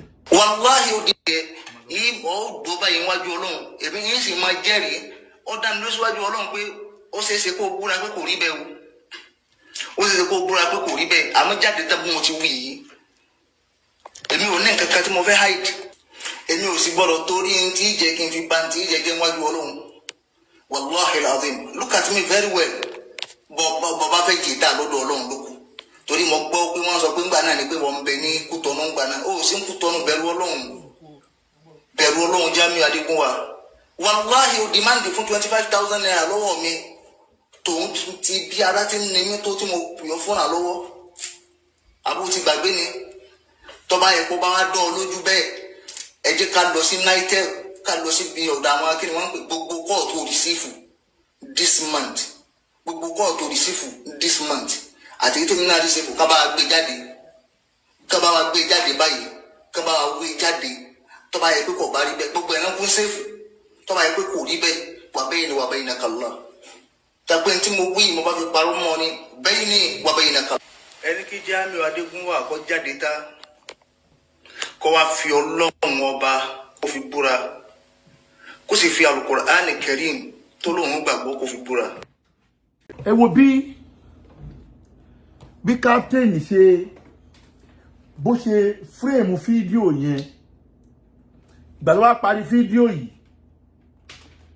wọ́n bọ̀ ìgbà tó wá parí fídíò yìí ṣe mọ̀ pé captain ò ní page ó wá send fídíò yìí sí àwọn mẹ́ta